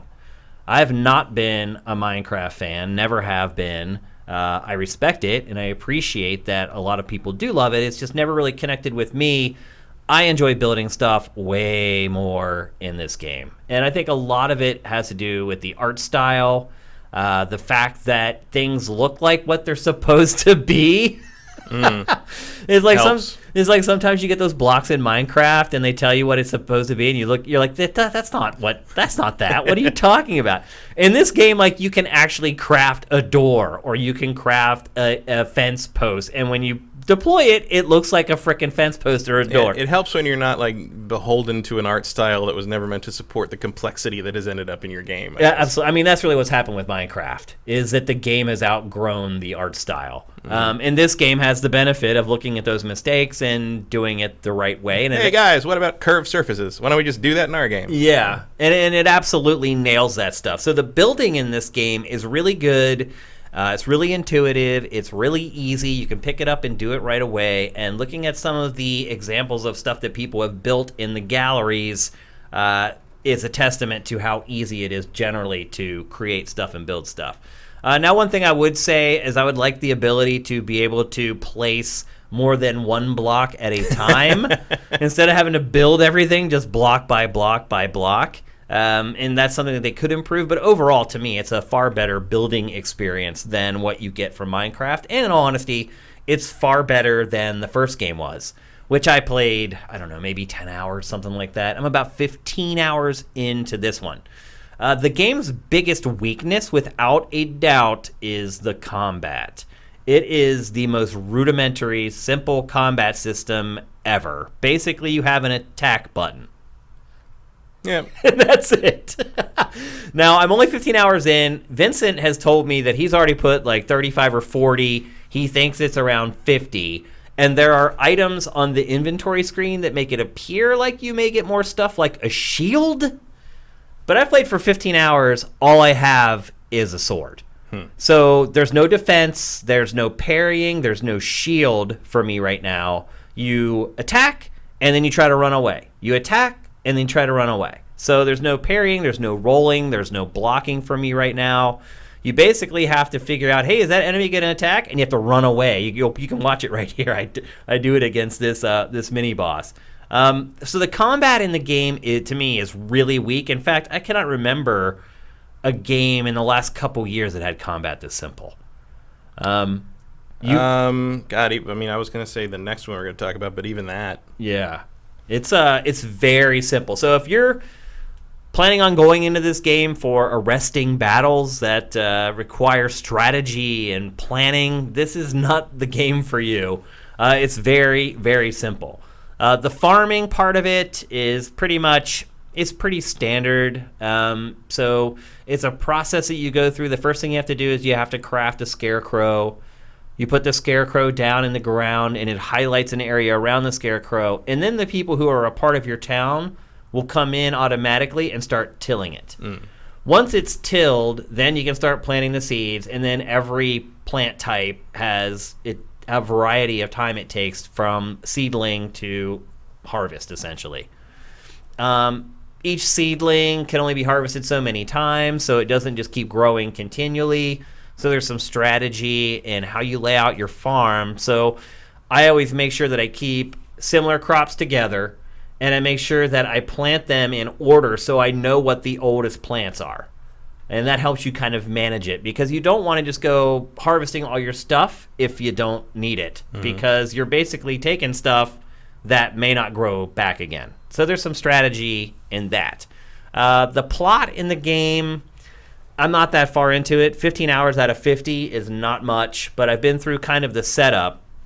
And basically, you are on this island, and the island has died, all the soil's dead or whatever, and you venture out to settle new places. And you get on this ship, and they take you to this other island, and that's where you are now. You get to the island, you're what's called a builder.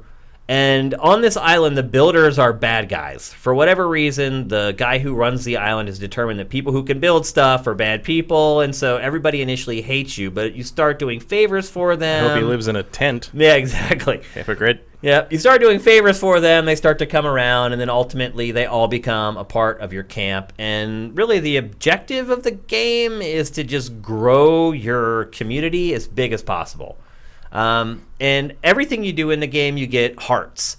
When you're back at base, you get hearts. So you can leave like food in a chest, and the people who are a part of your community will automatically go and eat it. Every time they eat it, they leave hearts behind. When you complete missions and go back to the quest giver, they leave hearts behind. And as you collect those hearts, and you can see it in the top left there, it says 392 right now. As you collect those hearts, you level up the whole base.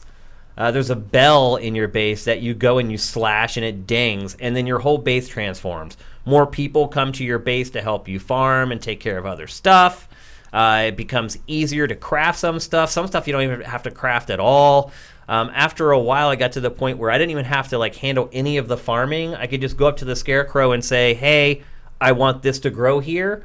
And the people in your town just take over. They go and they get the seeds out of the chest, they plant them, they till them. So the game has a good progression as far as, okay, we're going to make you handle this at first, but as time goes on and you make progress through the game, everything becomes more and more automated. But we keep putting new stuff on your plate to keep you engaged. I'm a gameplay first guy, always have been, probably always will be, at least until I get arthritis in my hands. And so to me, this is the gameplay in this is a pretty big disappointment. The farming stuff, the building stuff, neither of those are things that have been, really compelling to me in other games in the past, and they don't really do anything to change them here. And so that leaves me with the combat, and it's just, it's a kid's game. It looks like a kid's game, but there are jokes about like porn magazines and stuff in it. Like, one joke talked about, like, sticky pages in a magazine. Like, I don't know. It's like I can't figure it out. And that's not for kids, not because it's about porn, but because kids don't know what magazines are. Right, yeah. That's a good point. So there's, like, this adult innuendo hidden throughout the game. It's not just, like, one instance. That stuff pops up kind of all the time. Pops up. But the combat is so simple and everything else is so simple, and obviously it's a Minecraft clone that's going to appeal to kids. And so I'm not really exactly sure who this game is for. I will say you're going to get a lot of playtime out of it, and there is this weird, compelling gameplay loop that you go through while you play it. I mean, I played it for like 15 hours, so there's something there that got me to keep coming back and booting it up and playing it more and playing it more. The game is pretty bite-sized, so you can make good progress and then save it and not lose anything that you've done. So in that way, it's good as a handheld game. But I don't know. I would have a really hard time recommending this to anyone over the age of like 8 or 9. And even then, I'd be like, well, some of these jokes probably aren't something your parents are going to want to hear. So I really struggle to kind of figure out who this game is for. It's available for Switch and PS4, and I believe there's a PC version. Maybe Vincent in the chat can clarify that. There was the first one. I assume there'd be another one for this eventually, if not already. Also, I see Vincent concurs and says it is a compelling loop, and he says it's Minecraft, but it has a point. No PC version, also, Vincent says. So maybe eventually. Yeah, I would not recommend buying this at full price. There is a weird compulsion hidden in the game, and I think part of it is that it does, like I said earlier, it does break up the 3 elements evenly. So you're never doing one thing all that long. It's like you go out on an expedition where you do some combat, but then you come back and you got to farm for 20 minutes because you've collected all these seeds and these seedlings, and you need to plant them, and there's somebody at the base now who wants a bathhouse, and you have to build the bathhouse to complete that mission. So basically it's throwing enough different objectives at you that you never quite get tired enough of doing one thing that you stop playing. Yep, you nailed it. So it's like a distraction technique. It's right. like, oh, I'm getting sick of this combat because it's so simple and oh, I got to go plant some sugar cane. Gotta grow corn. And it does, like, the farming does change. Like, eventually, like, when you start, you're just growing wheat and cabbage, and you just basically throw the seeds in the ground and water them, and they grow.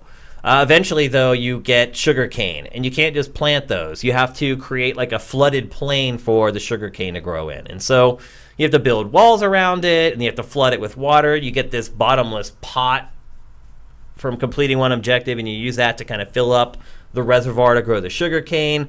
And so there is kind of a progression of concepts, of ideas. It's a pretty handy way to get around the whole irrigation concept. Yeah, for sure. And, like, And that's the cool thing about it, too. Like, there are waterways and irrigation in this. So one of the very first missions you do is, hey, there's this big pool of water. We need water to come down here. So you got to dig out like a trench and then lift the gate, and the water comes down into the pool. There's stuff like that in the game where you have to kind of think about, how can I accomplish this objective with the tools that I've been given? But I think ultimately for most people, and certainly for most of the people who watch GameFace, who do tend to be a little older, I struggle to find a reason to tell them to buy this. I will say, if you buy it for your kid, you won't see him for like 2 months. So if you use video games to babysit your children, this is probably a pretty wise purchase. And I think also maybe, too, if you tried Minecraft back in the day and you were like me, you're like, this just feels pointless because I don't really care about building stuff.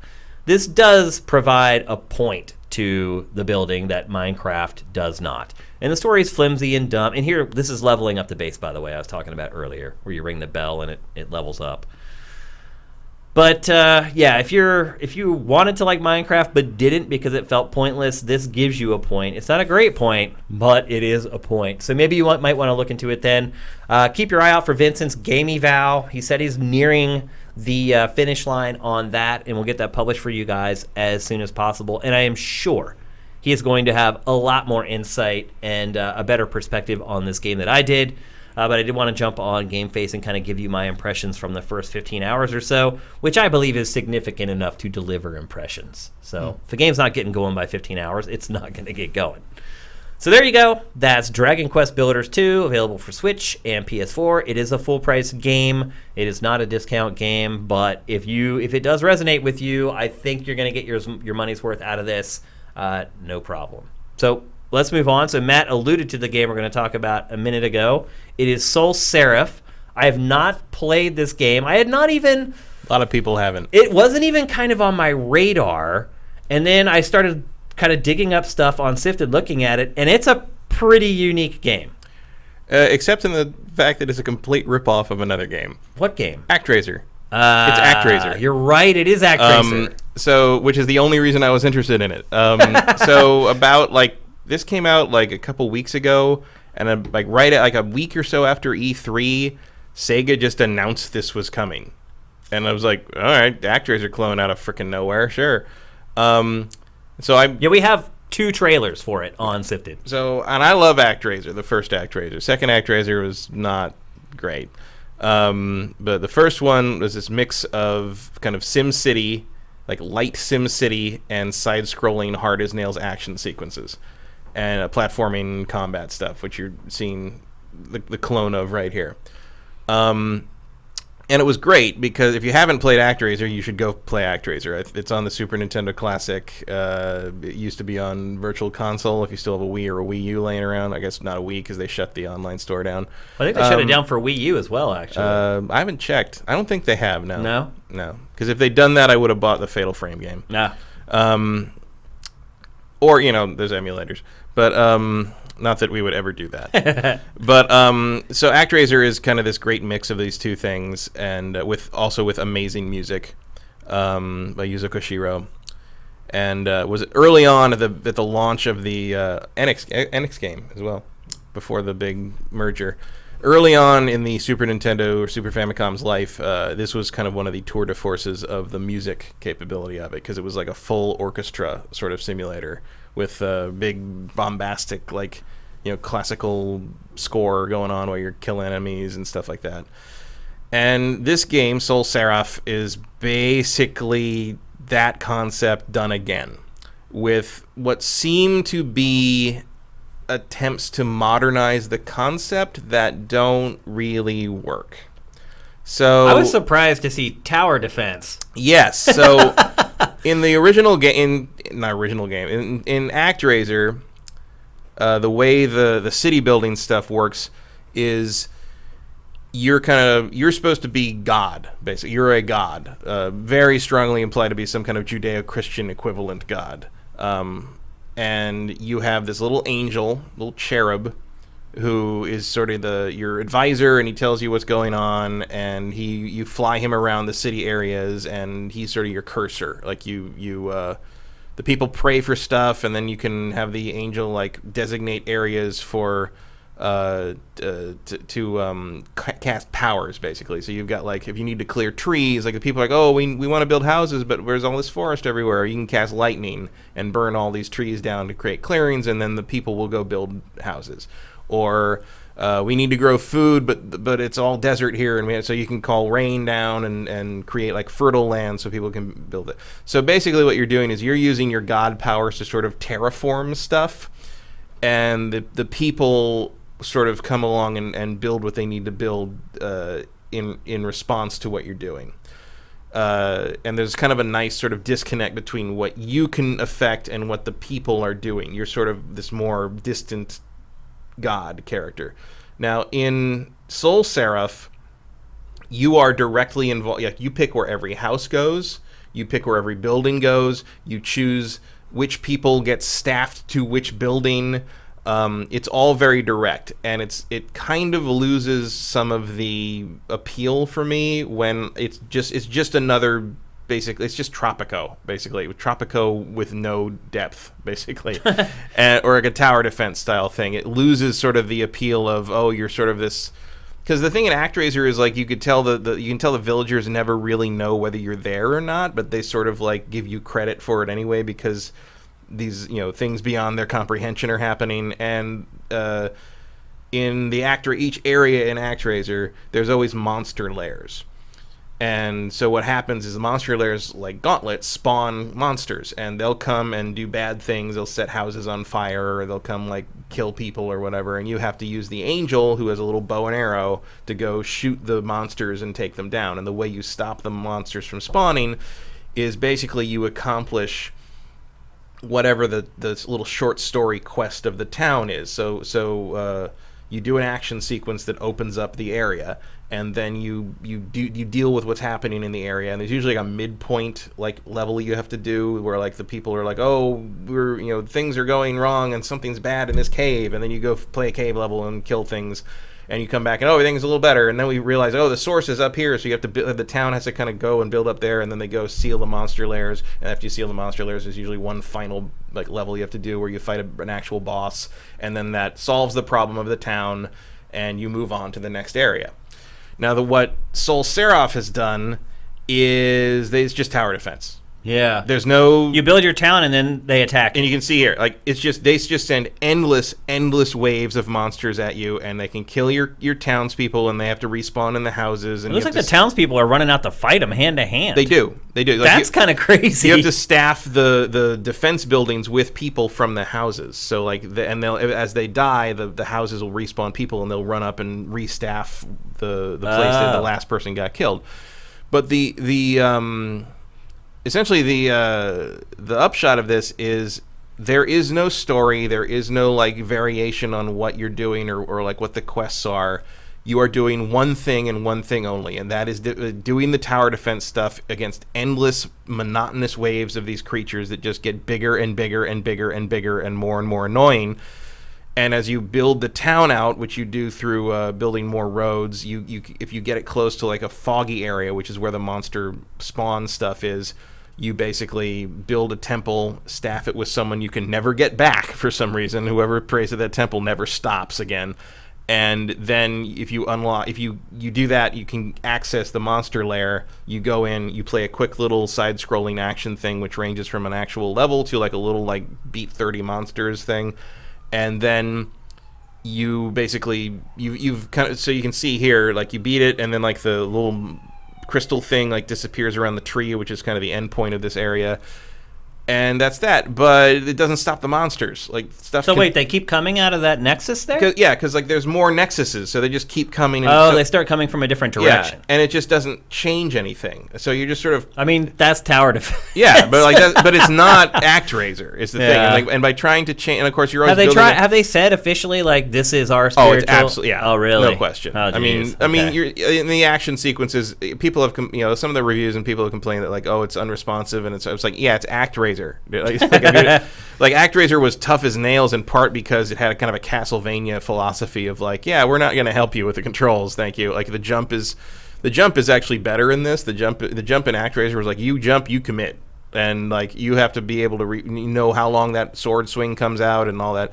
The problem with the action sequences in this is more that the enemies they spawn like immediately as you scroll on the screen, but they also do this thing where they're wandering around the background, and you can't hit them, and they jump sort of into the foreground to attack, and it's a little sketchy as to when they can hit you versus when you can hit them. So it's sort of a mix of like, oh, it's too hard to gauge when they're going to hit me, but also I can just stand there and swing the sword until they jump into my sword and die, and it's too easy. So it's a weird mix of that. How often do you go to that kind of side-scrolling action-adventure stuff?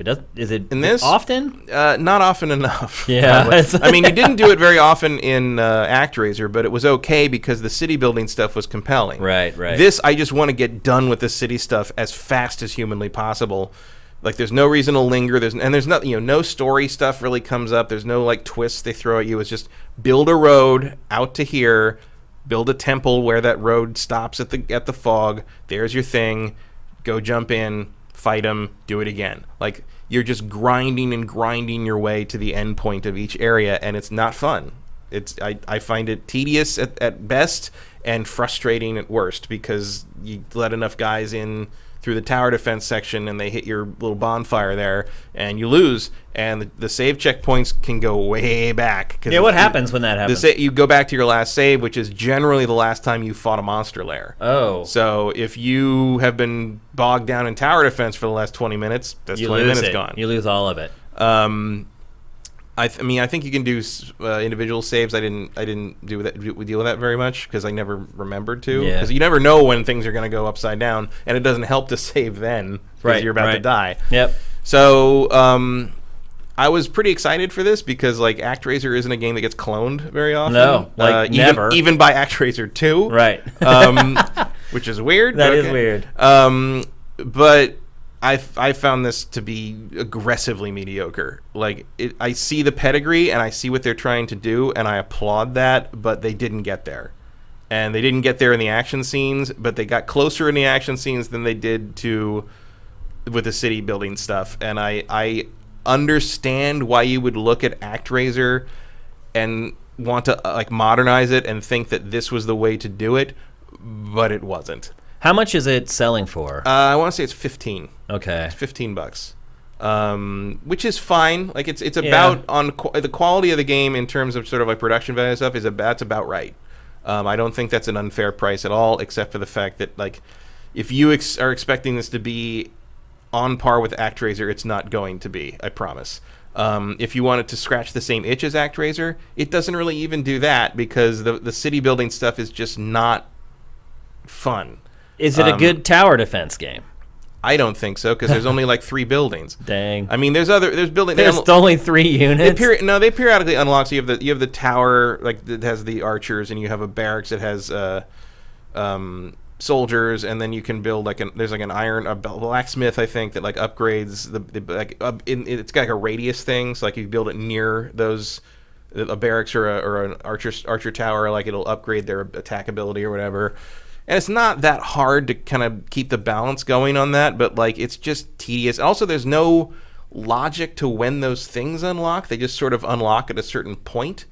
And at least in ActRaiser, like game concepts were introduced because of a story point or a subplot sort of thing. And like even if it was as simple as like, oh, our little boy disappeared and we have to go find him, and he happened to be in the monster lair, so you have to go beat the monster lair, and then they find Timmy and they give you a prayer and say thank you and everything.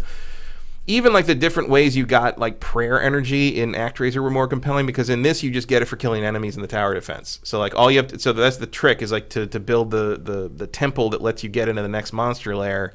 You have to have a certain amount of prayer energy to build it, and because the tower defense stuff is just so relentless, I was never even close to not having enough for anything. Oh. Like it was not an issue, except the only issue was having to constantly build more and more tower defense items to hold off the bigger and bigger waves of stuff coming at me. Yep. And when all I want to do, I think the leisurely pace of sort of building these towns and letting the people sort of build the towns out and watching them grow and kind of defending them against the monsters periodically with the bow and arrow, and then like a thing happens and they pray for this thing they want and you have to deliver. Sometimes it wasn't combat related, and in this is just all tower defense and all side-scrolling action stuff, and it doesn't have, I don't mean this as a pun, but it does not have the soul of ActRaiser. It just doesn't have it. They missed the mark on it, and it's a shame because this could have been something really special. Well, it does leave the door open for somebody else to do it. It does, but in this case, it took 28 years. Yeah. So chance of that happening are probably wait for that again. I might not live to see it. So yeah, it's unfortunate. I'm not saying I feel like I lost $15 on it too hard because it's not wasn't expensive. At least it's an indie game. It was, and I appreciate kind of the fast turnaround of like, hey, here's this thing. It's coming out in 3 weeks. Go. Yeah. And I was like, oh, cool. Like, do you think though that may be why you ended up buying something that you regret? Because there was that short turnaround time, and there wasn't a lot of time for it to kind of simmer. And no, I mean, I saw the reviews went up like the night before, and I saw that people were saying it's like it's not great. Okay. It's not good. And I bought it anyway because I'm an ActRaiser nut, and like I just wanted something similar, but it wasn't even that good. It was like I was just hoping for something like close enough that I'd be like I recognize it, and it scratches that same itch a little bit. Because right now, what do I have to do that? ActRaiser, like that's it. There's nothing else like ActRaiser, and there still isn't. There's just sort of this pale imitation, and so under no circumstances should anyone buy this. I would say pass for the most part. I mean, there's much better tower defense games out there. Yes, and much better side free. scrollers. Yeah, and if you want to play, ActRaiser. Go play ActRaiser. Yeah, it's better. It's the way value better. of tower defense is that the game from 1991 is way better than this, and that's the irony. Is like, if you wanted to make this game better, all you had to do was be less innovative. Just rip ActRaiser off harder. Yeah, that was what they should have done. Huh. It sort of feels like what was that game where you're killing the giant monsters? Shadow of the Colossus. No, that was the good one. I mean, the one was like where. Oh, I remember. I know what game you're talking about. Extinction or something yeah, like that's that. what it was. Where you're fighting the giant ogres or whatever. Yep. It's like that. I was like, oh, I like this idea. I don't like this, but I like this idea, and I wish someone else would try it. It's one of those. Tower defense also involves green-skinned monsters. Right. Yeah, those enemies look like the guys in that game. It's very funny. But the value of tower defense is basically on par with match 3 puzzle games right now. Like, I just kind of expect to get them for free and either have to look at an ad or get obnoxious requests for me to spend money. But and this is annoying too, like because you need lumber to build stuff, and these are the most efficient woodsmen in the history of video games. Like these guys can cut down that stand of trees in like 2 minutes. So you're constantly building roads out so they can reach more. Trees, and because you're limited in resources by the trees, you generally have to deconstruct the old lumber yard and rebuild it over there. To be fair, if you deconstruct something, you get all the resources back. Like you don't lose anything by building stuff in the wrong place and undoing it and stuff. So that they at least Dragon Quest Builders 2 is like that too. They at least recognize like you destroy a block, you get the block back. That's the other thing. If you'll notice when he's running around here while it's scrolling. I don't know if you notice this. You are way forward on the screen when you're running forward. Oh, yeah. And so, you're not in the middle. Monsters can suddenly just be in your face. That is game development 101. Where, like, clearly your character could have seen them, but you can't see them because the screen hasn't scrolled that far. But you're over halfway to the side of the screen at times. When games have crap like that, that's the big old red flag. Like it's just weird. It's like, and I want to talk about it because I know almost nobody else is going to talk about it. And there's little things I like there's actually a lot of areas. If you do like this game, it's long. Like there's a lot of places. There's multiple areas in the world to do it. I love that when you fly the little angel around, it pushes the clouds out of the way. Like there's nice little touches.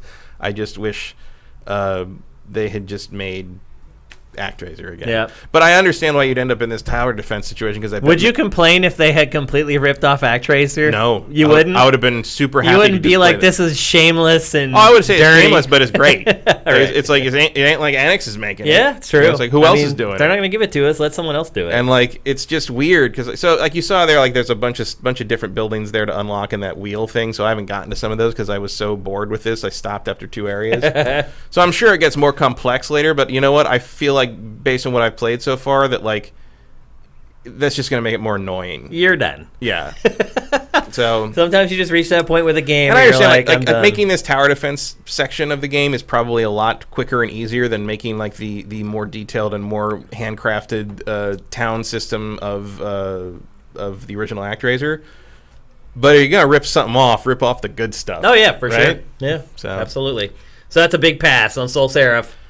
Sadly, yes. It doesn't matter what platforms it's on. Don't buy it no matter what. Yeah, I mean, maybe if you can get it in a humble bundle, like for like, you know, as part of like a $12 deal with like 6 other things, worth the download.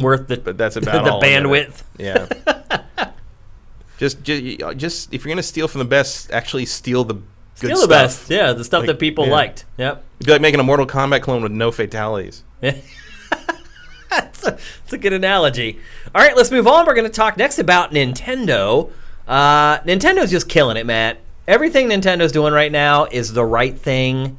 I don't know if you guys remember when I first got the Switch at launch, the unit that Nintendo sent me, mind you, my Joy-Con was broken. Yeah. It would not work. And Nintendo was having me doing all this troubleshooting. Oh, it's interference. It's too close to your router. It's too close to your It turned out it wasn't any of that. I just got a defective Joy-Con. I sent it to Nintendo. They literally had it for like a day and a half. I got that Joy-Con back the 3rd day after I called Nintendo. That's how fast they fixed it and got it back to me, and it has been gravy ever since. The new one they sent me works perfectly. It still works perfectly. It completely changed the system for me when I finally got one that worked.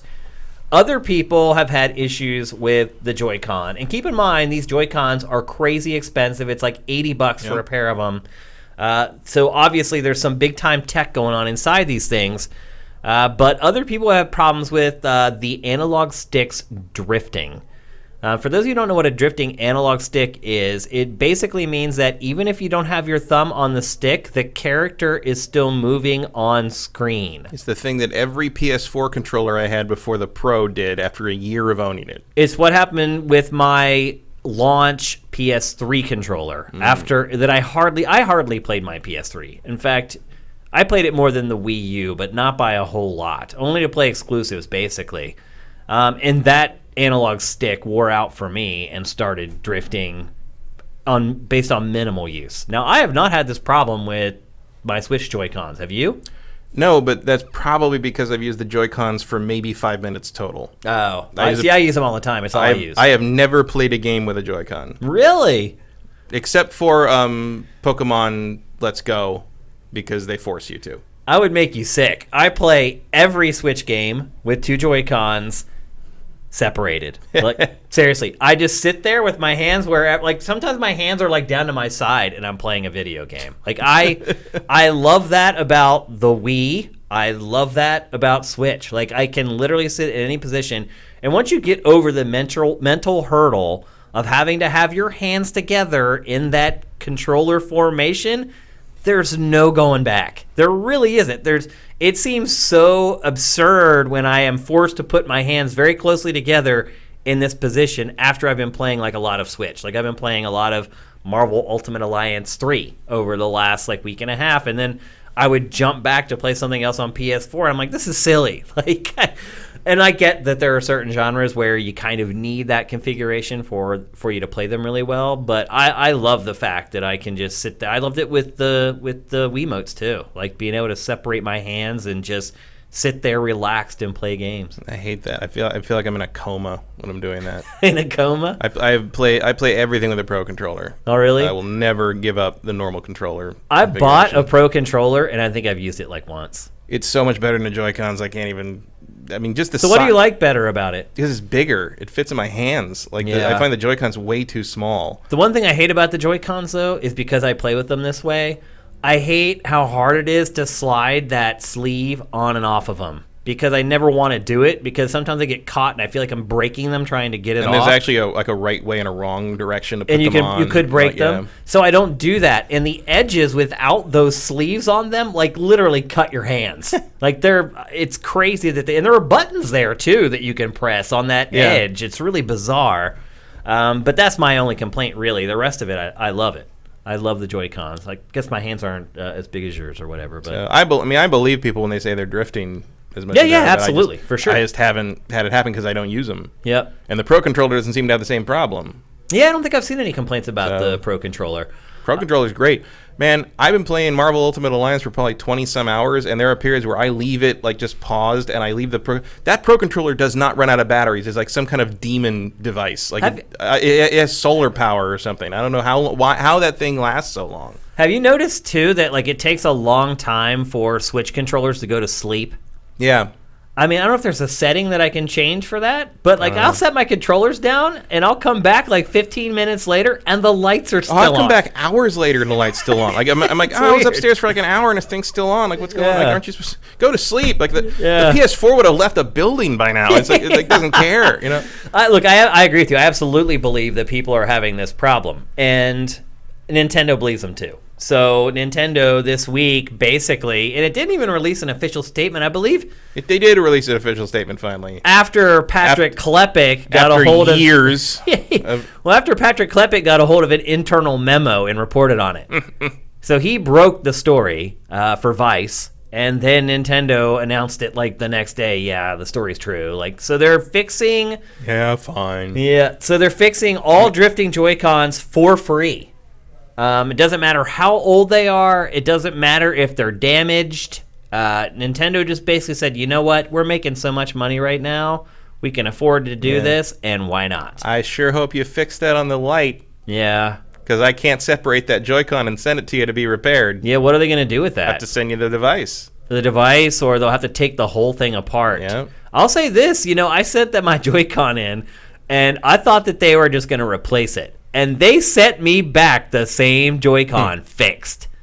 Instead of sending me a new one, they busted that thing open and went in and fixed it and put it back together. I was like, what? Like, it's better than when Xbox sent me a literal time bomb. Right. Yeah, that controller that, like, the day battery was burned up. Yeah. Can Nintendo do any wrong right now? Well, I mean, they could, like, strangle a dog. Right. I mean,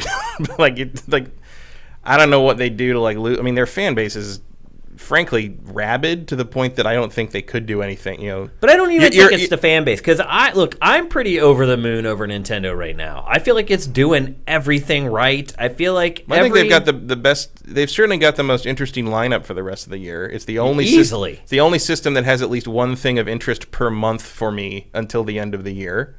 You look at the release schedule so far, and you're like, God, there's nothing at the.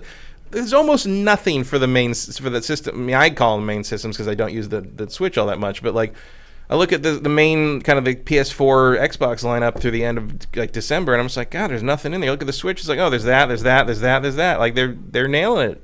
I mean, it's the system to own for the rest of this year, without a doubt. I saw someone in chat say they just got a Switch, and they were smart. Yeah, if you've got free time and you want to play games on a regular basis, new games, they're the only thing in town. Like, it's crazy. Like, people complain about Nintendo, and I have too, complained about Nintendo's, like, the frequency of their output, and I think this year they solved it. Yep. So we got Marvel Ultimate Alliance 3. I just played Dragon Quest Builders 2 on Switch. Yeah, Fire Emblem. Fire Emblem will be in my inbox in a couple hours. Hell's right down the street if you know what game store to go. Right. Yeah. You've got that chain, Abyssal Chain, was it? Astral Chain. Astral Chain. That's coming next month. You got Demon Ex Machina, which I think I'm the only one excited about that, but I did like that demo enough to think that the final version might be good. And that's coming soon. You've got Pokemon coming. You've got Dragon Quest 11 S coming. It just doesn't stop. It goes on and on. Yeah, you can see now why Animal Crossing was... They don't need Animal Crossing. They don't need it. Your Animal Crossing is going to be good for that first quarter bump. Oh, yeah. Right before the financial call. And it'll do huge. Huge. Absolutely huge. They know what they're doing. Nintendo's killing it, man. In my time as a games journalist, which, 97, 22 years, I've never seen Nintendo like this. Ever. I've seen them kind of fired up in the same. I mean, I think 2004 Nintendo sort of had a similar sort of renaissance, but it wasn't as packed as this. There just wasn't that much great software. Yeah, it was more that like when they did their kind of Reggie kick-ass take names turnaround, it was more like, oh, we're still going to release like one thing a quarter, but those things are going to be way more interesting now. Yep. Whereas this is like, yeah, we have finally recognized that people want to play something. Like all monthly, the time. all the time. Like the excuse, oh, people don't need games that often. And it's so funny going back through the years and the excuses that Nintendo gave for not putting out enough software. Yeah. Well, I mean, you also have if you look now, I mean, they put tons of stuff out. If you look at just the new releases on the store on the system, but you look at that first page and it's like, what is this garbage? Yeah. Like it's just mobile crap. Like poured it over. It's like you look at it right now. I took a picture and sent it to one of my friends. It was like, look at this. Look at the front page. It's like it's a bunch of nonsense free things that should be free to play but aren't, and Marvel. Like that's the current new release page.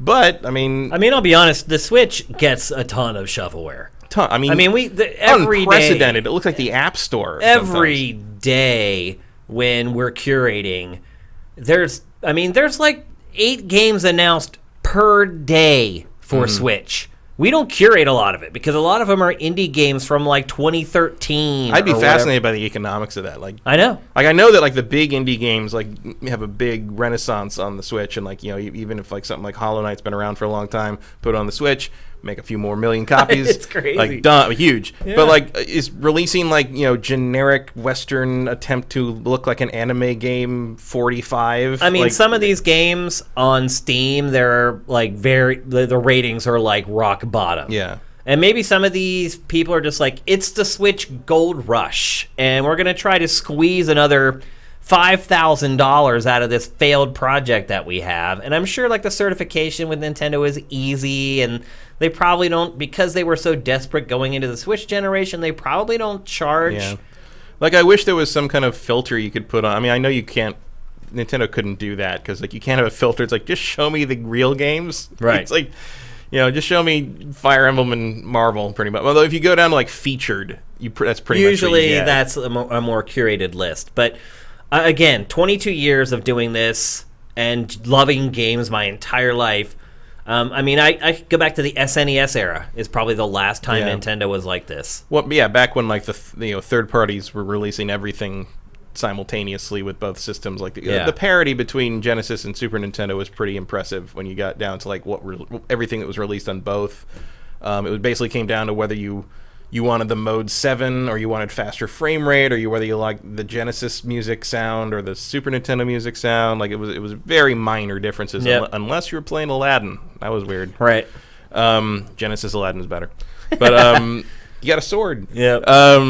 But like, yeah, I'd say because back then I do remember, part of it is probably being distorted by being a teenager at the time and not being aware of anything beyond like the day-to-day basis of existence. But like I feel like the same thing was like, oh, there was always something new. There was also because you didn't have release schedules on the internet you could look at all the time. Like, I don't know when that's coming out. Oh, it came out this day. You have to go to the game store to see what was there. Well, because it was, or like Toys R Us, or like just see what was new on the wall or whatever. Like, I mean, we're talking about an era where like the fact that like Mortal Kombat came out on a specific day, or like Sonic 2 came out on Sonic Tuesday, like the idea of picking a specific day to promote as like that's the day the game comes out was weird. Yeah, it was unusual. For sure. Like but it's great to see. It is great to see Nintendo like this. And great to see somebody like this. Like, well, I think also the other point I kind of wanted to make in discussing this is we've seen other platform holders have success like this and not handle it well. I think we're seeing the exact opposite with Nintendo. It is doing exactly... Well, I mean, Nintendo has been one of them that handled it poorly in the past. It is, but not anymore. Finally, they seem to have learned the lesson. It's everything. It gets presented with challenges, and it seems to tackle them perfectly every time. The only sticking point, to me, is still Nintendo Online. Right. There was a third-party Bring controller. on the Super Nintendo stuff, please. Yeah. God, that NES thing is just a disaster. I mean, that's right the now. last sticking point, really, for Nintendo in general, is it's got to get its online to a good place. It's not hurting them. Obviously not, or is it? You don't know. You don't know if having better online could help it do even better than it's doing. Well, I mean, you know what would make the Switch even better? If I could play ActRaiser on it. That's true. That's a good point. But a third-party controller was announced for Switch the other day that has a headphone jack on it. What's going on? Get a headphone jack. Well, especially after Fortnite proved that you can do it. It works if you just have the jack. It's mind-boggling. But look, paying $80 for these damn Joy-Cons, you can put a headphone jack in. How about that instead of that IR thing you never use? People who have been following me for a long time, followed my work, they know that I'm never a cheerleader like this. It's just not my MO. But sometimes stuff happens and it smacks you in the face. And you need to, when you call people out when they're doing stuff wrong, you need to do that as a journalist. But you also need to celebrate when they're doing things right, and you need to celebrate them, and that's what I'm doing right now with Nintendo. It deserves accolades. It deserves praise. I don't think we'll ever see another non-hybrid Nintendo console. What do you think? Probably not. I think this is their niche now. Because what happened was they're not supporting two platforms anymore. Right. They're supporting one. And this is what happens when you support one platform like everybody else does. Some of these projects would have had to have been other projects that were supporting the 3DS. Yeah, or these projects wouldn't come out until the end of the Switch's life cycle. Like it used to happen. They'd announce a bunch of stuff for their platforms and you'd either never see it or it would sneak in right at the end of the generation. Look at Breath of the Wild. For God's sake.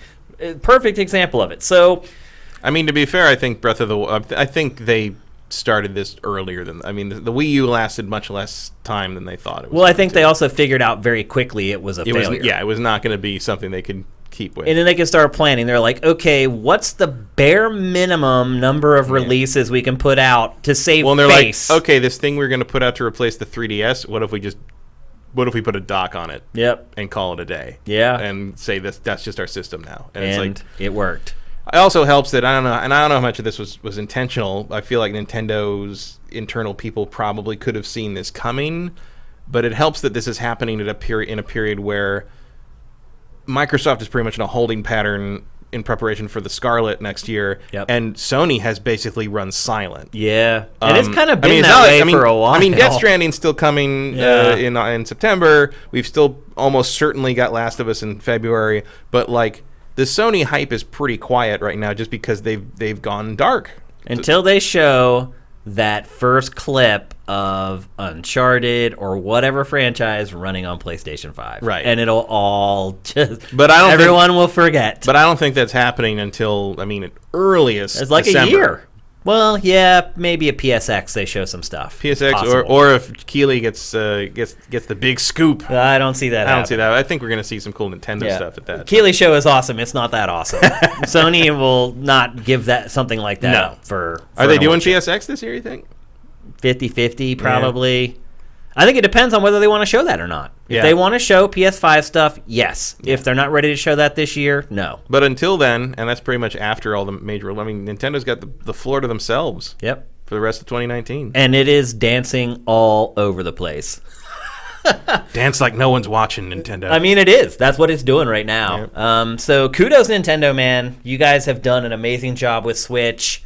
It has far exceeded my expectations. They're also putting out that Iwata book. Yeah. Which looks like a tearjerker. Yeah. They're playing all the cards right. They are. They absolutely are. Not to commodify what seems like a pretty heartfelt project, but it's that's the right time for that. It is, for sure. Yep. So kudos to Nintendo, man.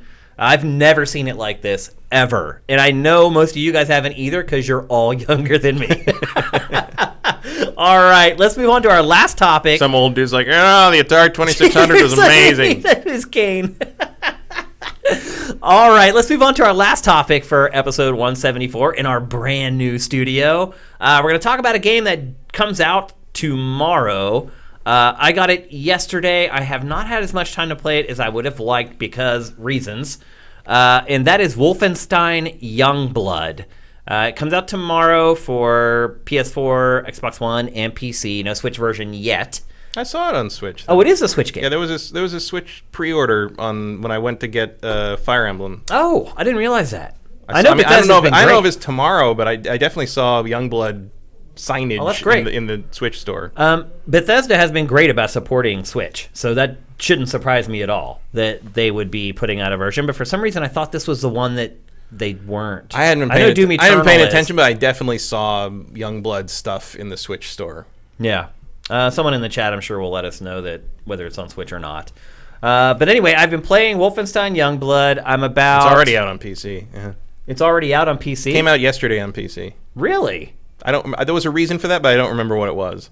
It went live early for some reason. Was it like an accident or was it was planned. I don't remember why, but there was a reason for it, and I don't know what it was now. Well, reviews came out for this game today, which I was kind of surprised about because Bethesda has not been good about setting out code early. Like I said, I got it yesterday, so 2 days before. So I guess I like it. We can yell right at Todd now. He's right there. We can yell at a lot of people with this set. We can have some very interesting moments with this set where if we get really angry with somebody that's on the set, we can just have a direct conversation with them right there. So, yeah. Wolfenstein Youngblood features BJ Blazkowicz. Is that the right way to say it? Blazkowicz. I mean, it probably originally was supposed to be Vitz, but he's American now. Right. It follows his 2 twin daughters. The crazy thing about this game is, at the open, they show you what domestic life is at the Blazkowicz house. I'm never going to say it right now. Because I've got like 4 different versions running through my head. And as you might imagine, if you're married to or raised by BJ, your childhood and your domestic life aren't ideal. Well, especially when you're growing up in a Nazi-controlled world. Yeah. So the game starts, and it's like BJ... They're basically trying to make you give a crap about BJ. So they show him being like rearing his daughters, like teaching them how to shoot a gun. The mom's teaching the other daughter how to punch a heavy bag, blah, blah, blah. But it shows this weird like nuclear family unit, which to me is very bizarre because BJ has always been, I don't even know if I could call him a one-dimensional character. He's like a half-dimensional character. Did you not play the other 2 games? Yeah, of course I did. I mean, they have that weird like internal dialogue stuff that goes on. Yeah, if you can hear it. Right.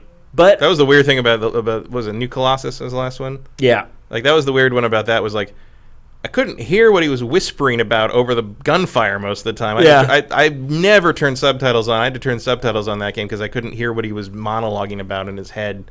But they're trying to make him into a more of a layered character who wasn't just like the Doom guy. Meathead, yeah. That's kind of what I appreciate about the modern Wolfenstein versus the modern Doom is like Doom embraces the idea that the guy in that game is just a crazy like monster killer guy who has no personality besides I want to kill demons. And BJ they try to make into sort of a more of a human.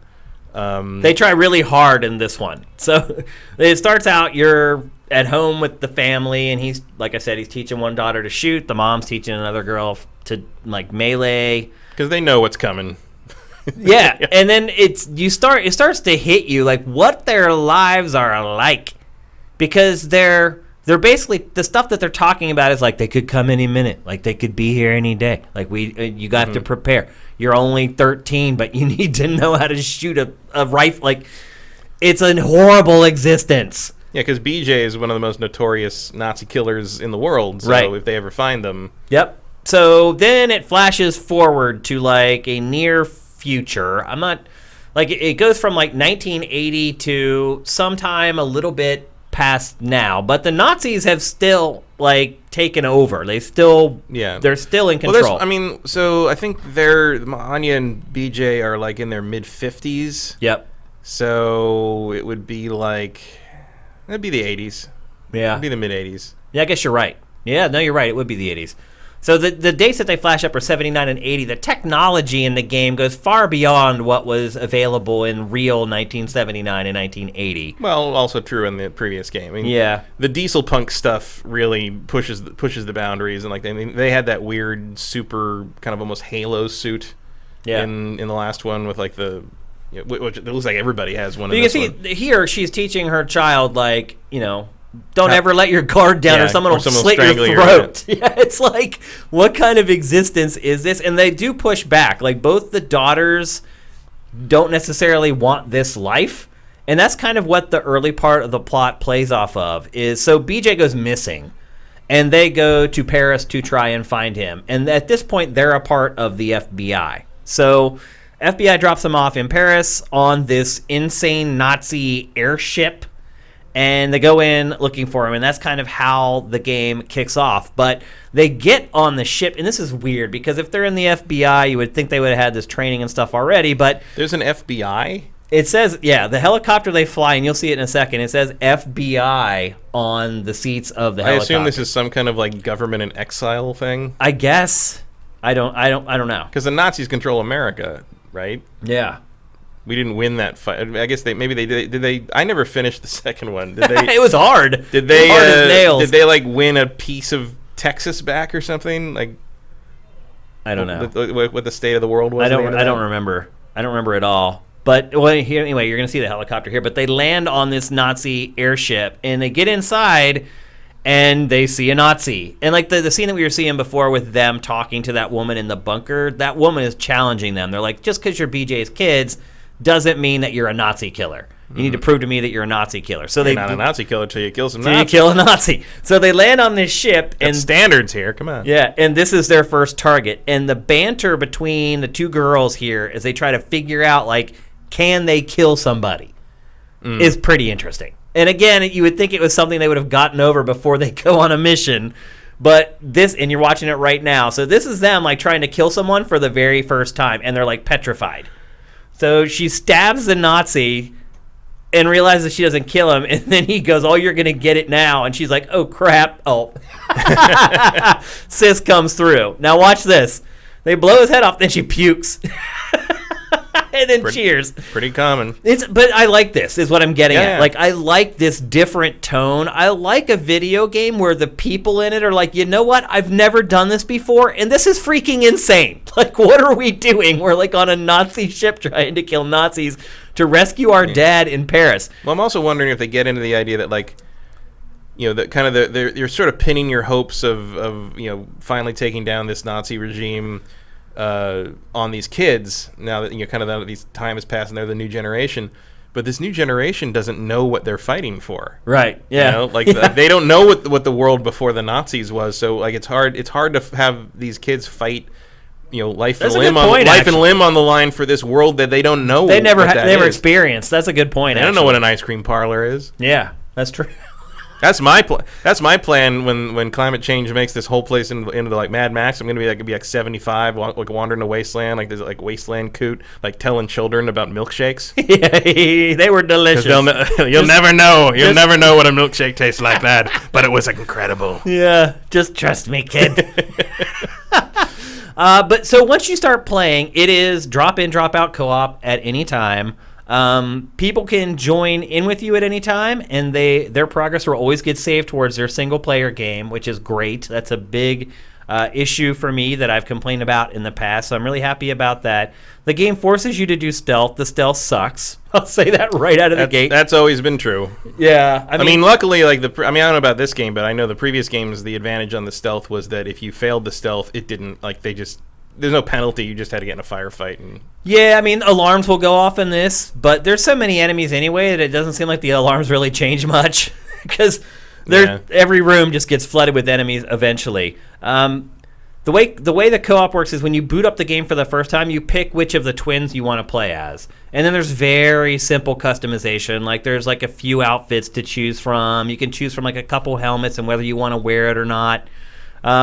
Is it the same like skill upgrade system where you have to like accomplish like some weird little trick to get the ability to like throw knives or whatever? No, No, you earn points, and then you just go into a menu and spend the yeah? skill points. Yeah. I kind of like the system in the other two, where like to upgrade this ability, like you had to like headshot 4 officers with this pistol or whatever. Like I kind of like the where they forced you to sort of do stupid human tricks to. It's almost like achievements, except they rewarded you with new character skills. Yeah, arbitrarily, they just reward you with skill points in this one. Oh, that's kind of too bad. Yeah, and you can go into the tree and then update them there. But anyway, so after you choose your character, you can choose from one of 2 moves. One of them is a cloaking device that makes you invisible, and the other is this like shoulder charge melee attack. So I thought about it. I'm like, the way I play, I probably want the shoulder charge. So I took the shoulder charge. Oh, no, I should have absolutely chosen the cloak because they ask you to do stealth in this game a lot. So if you buy this tomorrow and boot it up, just trust me, pick the cloak. It's the better choice. Now, I will say this. You get the option to get the cloak pretty quickly if you choose the shoulder charge. It's almost like Arcane and Machine Games was like, oh, wait a minute. Like, you need the cloak way more in this game, so if somebody chooses the shoulder charge, we're going to give it to them pretty quickly. But still, even in the early going, it's better to have the cloak, so make sure you choose that. Once you start the game, you can set to play as private, and you have a CPU-controlled partner that plays along with you. And I will say this, it's pretty smart.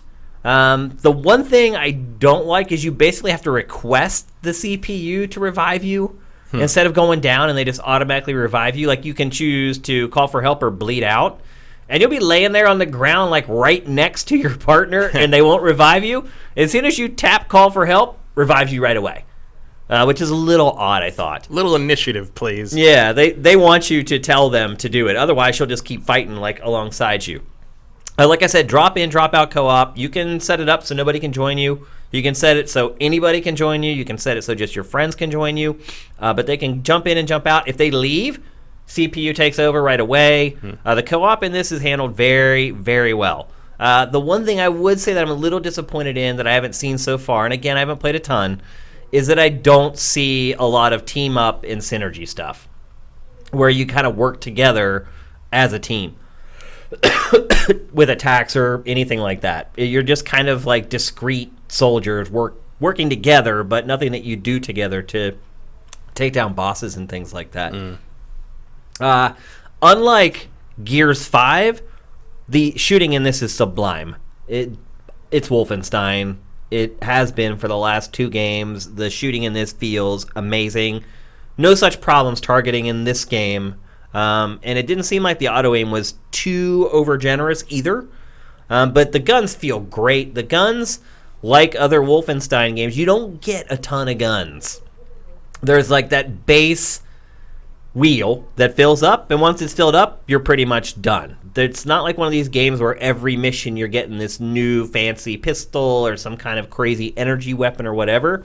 You have like a shotgun, an LMG, an SMG, an assault rifle, and a pistol. And then over time, you can level those up and make them more powerful. But overall, the arsenal is pretty focused. What do you use the silver coins for that you're picking up there? For upgrades as well. Yeah, so upgrades and skill point, or coins and skill points. Some upgrades need both. Some upgrades only need one or the other. But yeah, it's a little weird, and mostly the coins are used for like the weapon upgrades. It's like you have to buy them or whatever.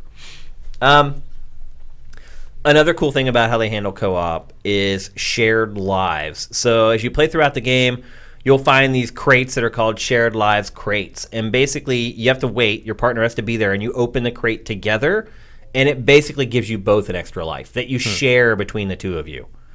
So whichever one goes down first burns that life, but then obviously the other one can come and revive if they need to. Now, the reviving thing might bother Wolfenstein fans because that's not something that's been a part of the franchise. But it's a co-op game, and you kind of, if you're going to play co-op, you kind of need to be able to revive each other. So I get why they did it, but I think people who really like the pure Wolfenstein experience are probably going to be disappointed. The other thing I would say, too, is this game is a lot easier. I know I had problems with some parts of the last Wolfenstein game. Some parts where I got so frustrated I almost gave up. There are definitely some choke points. Oh, yeah, for sure. And so far with this game, I've had none of that. The challenge is there. I will say this, though. There's a big disparity between enemies. So there are some enemies where you just run and just shoot, and boom, they fly back, they're dead. And then there are the armored guys who you shoot at point-blank range with a shotgun, and they lose like 2 pixels off their health bar. And those are the guys that you're constantly running away from to get distance from. And we've all played shooters that have heavies in them. But they stand out from the regular enemies a lot because the rank and file guys are very, very easy to take down. And it's a little weird. Like, you get in these skirmishes where you're in a room and they flood it with enemies and you're running around and you're just taking out guys with one shotgun blast. Boom, boom, they're dropping. And then there's this tank, like, in the middle of it all. So what I found is a lot of times it ends up you just go and take out all the easy guys and leave the tanks, and then when you have 2 people fighting the tank, you can only shoot it one at a time. And it makes it kind of easy to take them out eventually. But the banter in this game is really good. It is set in the 80s, so you hear stuff like tubular and radical. Like, I don't know if that would work. Well, also, if you think about the fact that this is an alternate history, maybe tubular never happens. But apparently Sean Penn still was in Fast Times at Ridgemont High. Well, you remember in the 80s, Valley Girls were like a thing. Like, maybe they weren't for you because you lived in California, but if you lived on the East Coast, Valley Girls are from California. I know, but that's what I'm saying. Like, here, if you lived here, you're just like, those are just girls that live in the valley. I know that. What I'm saying is that in a Nazi-occupied alternate reality, the slang probably wouldn't be the same. Yeah, right. There are no Valley Girls. Yeah. Absolutely. Tubular comes from the surf culture. A lot of surfers. Yeah. I remember Nazi Surfers Must Die, but that was a different movie. I thought that was Nazi Punks Must Die. No, that's a Dead Kennedy song. Yeah. But anyway, it was zombie surfers. I don't know. Zombies, Nazis, same difference. But anyway, the banter between the girls is great because not only are they like ragging on their dad the whole time while they're concerned about rescuing him and finding him. They're cracking jokes about him the whole time. I saw a complaint today on Twitter that someone wished that they didn't say each other's names as often. That was one of the weirdest complaints I've ever seen. Yeah, on anything. Look, I haven't made it that far into the game yet, so it hasn't bothered me yet, but they do say it a lot because while combat is happening, there's canned responses. So it's like, I need ammo, but they do use their names every time. So you might end up in like a Titanic situation where it's like Jack, Rose, Jack, Jack, Rose, Jack. Yeah, so I actually, now that I think about it, I could see where when you get to the end of the game, it might start to get annoying. But you do realize very quickly what their names are and which one's which. I'll say that much. And there are boss fights. The boss fights they're kind of like the heavies. They're like way tougher than like the rest of the enemies in the game, as they should be. They are the boss fights. But they do use special abilities. Like the first boss you fight cloaks. And that's when I realized that I should have chose the cloak instead of the shoulder charge because I was like, duh, being invisible lets you do anything. I'm like, why would I choose a shoulder charge?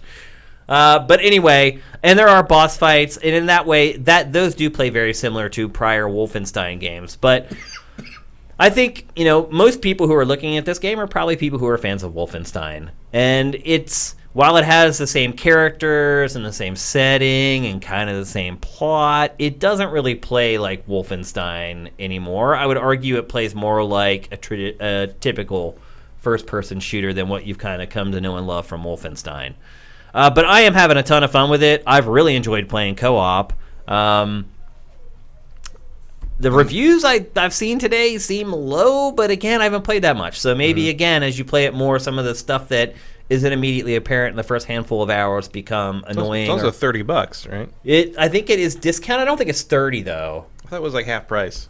It's cheaper. I thought it was 40, 39 maybe.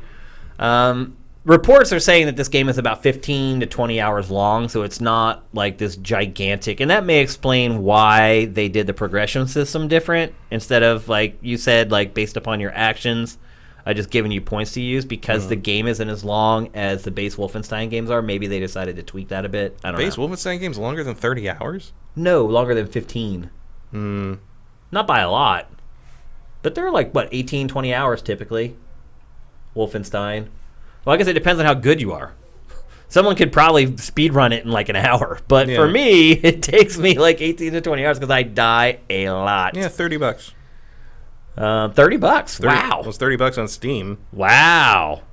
Okay. Then those reviews today must not take into account how much a game costs. $39.99 for the deluxe version. I don't know what that is. That's what they sent me, was the deluxe version. Oh, I know what the deluxe version does, actually. The Buddy Pass. Yeah, right. And this is a really cool... I'm glad you brought that up. It's a really cool feature. So if you get the deluxe edition, and as Matt says, it's $10 more, it gives the ability for a friend on your friends list to come into your game and play it cooperatively without ever buying the game. So tonight, when I'm playing this at home, if you guys see me on PSN, you can jump in and play with me all the way through the whole game without ever spending a penny, because I got the deluxe edition. Now, I didn't pay for it. Bethesda sent it to me, but like tonight, you could play with me. You could jump on PSN. You could play through the whole game without buying it with me, which is a pretty cool feature, I think. Yeah. I'm not sure. I think your progress continues if you buy it. It does. Yeah, I'm not sure why Bethesda did this. I mean, you're basically like chopping out a percentage of your potential customer base by doing this. I guess. You're not getting a penny from the second guy. Get an extra $10 from the first guy. Yeah. It's weird. I wonder how many people will buy the deluxe edition. I wonder how many friends are going to be like, yo, bro, how about we just spend the $40? I pay 20, you pay 20. It certainly presents a lot of new things that perhaps hasn't been a part of games for a while. I do have some complaints based on the limited amount of time that I've played. There are some rough checkpoints in this game. There are checkpoints where you have to fight through several rooms of tough enemies and then fight a boss. And so you die on the boss fight. You have to fight through those same rooms again to fight the boss. There's also some weird quirks with how if you use up all your stuff and then die and respawn, it's gone. So if you are getting fed up fighting a boss and you're tired of like using just your typical weapons to fight him and you unload with like your heavy ammo, it doesn't come back. So keep that in mind. Typically I save ammo like that just for the tough bosses. That's why I don't use it until then. But if you're a player that wants to hoard your big weapons or your big ammo, just keep in mind if you use it and die, you don't get it back. It's gory as all get out. I think you probably saw from that scene where the Nazi's head gets blown off. That is one part where it is absolutely in line with Wolfenstein, and I would say that there are moments that are shocking. Like I've talked about the last Wolfenstein a couple times, that there were some scenes in that where I was like, whoa, and there's a couple of them in this too. So as far as tone is concerned in that way, it is right on the razor's point for Wolfenstein. So I feel like they've done a good job with that. It's funny, the banter, like I said, I like the banter a lot, but the writing's good, the one-liners are good. I laughed out loud a couple times just in the first few hours of playing it. And then, they always soften the blow of the seriousness and the gore with a good joke. They did that in the last Wolfensteins, and they do that here. It's like you have that moment where you're like, oh my God, I can't believe it's a very weird game to play. The weapons feel great. The shotgun in this game feels so freaking amazing and powerful, mostly because with most of the enemies, you shoot them once and they fly back like 15 feet, but then like you fight this heavy. Watch my shotgun, how little health it takes off of this guy. So what's the strategy? Is there like a place on him you have to shoot, or I haven't figured it out. My strategy was run away, get way far away from him and shoot him until he gets close and then run away again. That's pretty much how I beat him. But I'm having a ton of fun with it so far. I'm only like 3 hours into the game, and we'll come back next week and we'll talk about it, and I'll go into more detail about the later parts of the game. But handful of hours in, I'm having a good time. Based upon what I've played so far, I would say the reviews are a little low, but again... What's it getting? It's like 7.5, 8-ish, something like that so far. But again, I've not played much of it, so I'm not going to say anyone's wrong or anything like that. Just based upon the first handful of hours, it's better than that score, but we'll see if it can maintain that throughout the entire experience. At $30, go buy it. Like, seriously, I had no idea it was that cheap. I thought it was $40. $30, go buy it. No brainer. I just looked it up on the PlayStation Store, and it's $30. And it's 30. $40 for no brainer. $40 for the deluxe. $30, no brainer. It's awesome. For $30, that's one of the best deals you're going to have this year, I think. Even having only played, I feel like I may have got $30 worth already, to be honest with you. So that's why I'm sitting here saying, man, if I'm going to get like 3 times more of the time I've played for $30, I would do that in a heartbeat. So I'm having a lot of fun with it. $30, all platforms. Thumb up. All right. You'll get it. All right. It's time for our trailer of the week here on GameFace, episode 174. If you guys have been on SIFTD in the last couple of days, I can guarantee you know what the trailer of the week is going to be this week. Also, as always, while we're running the trailer of the week, get your questions in the chat. We're going to do a lengthy Q&A because we haven't hung with you guys for a while. So get your questions in the chat. As always, go at SIFTD Games in the chat. It makes it easier for us to pluck out your questions. But anyway, our trailer of the week this week, you saw what it is. Yeah, I mean, I figured it was what it would be anyway. So the first trailer for the Witcher series on Netflix came out this week, and it had to be our trailer of the week. Let's roll it. I remember hearing stories about witches. Is it true what they say? Elves are the original sorcerers of the continent. When humans and monsters arrived, elves taught the humans how to turn chaos into magic. And then the humans slaughtered them. Chaos is the most dangerous thing in this world. But without control, chaos will kill you. So that's all life is to you? Monsters and money? It's all it needs to be. Something out there waits for you. This child will be extraordinary. Yennefer, imagine the most powerful woman in the world. Do you have what it takes? You've got her here. She's why they came. You can't outrun destiny just because you're terrified of it. It's coming. Fight Guild of Rivia. I can't do this without you. No matter what you choose, you'll come out bloody.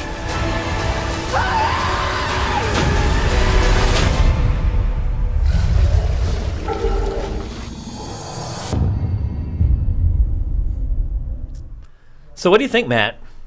Looks like The Witcher. Yeah, I mean, are you pretty happy with what you saw?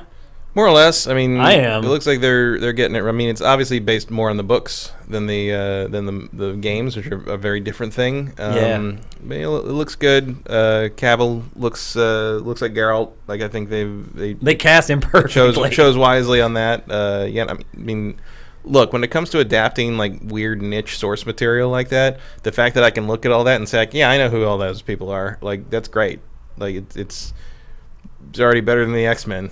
So, like, it's I mean, I'm interested. Like, I have my continuing complaint with Netflix stuff that, like, they always have like about 2 episodes more than they need for the storytelling, and so you get a like kind of that lull in the middle where they just repeat the same plot points over and over.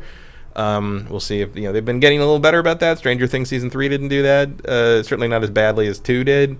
So we'll see if The Witcher comes up with enough story to fill out its episode count. But I like what I see so far. I'm certainly happy with the production value so far. Yeah, I mean, they're going for they want a Game of Thrones. It looks like Game of That's what Thrones. they're after, so I think they're throwing that kind of money at it. It's also what Amazon is doing with the Lord of the Rings Second Age show. So It's exciting. We'll It's exciting. I'm pumped, man. I that looks way better than I thought it was going to look. I have to admit. Certainly looks way better than the first attempt. Yeah. I mean, that didn't air outside of Poland, but Right. Didn't look like that. Nope.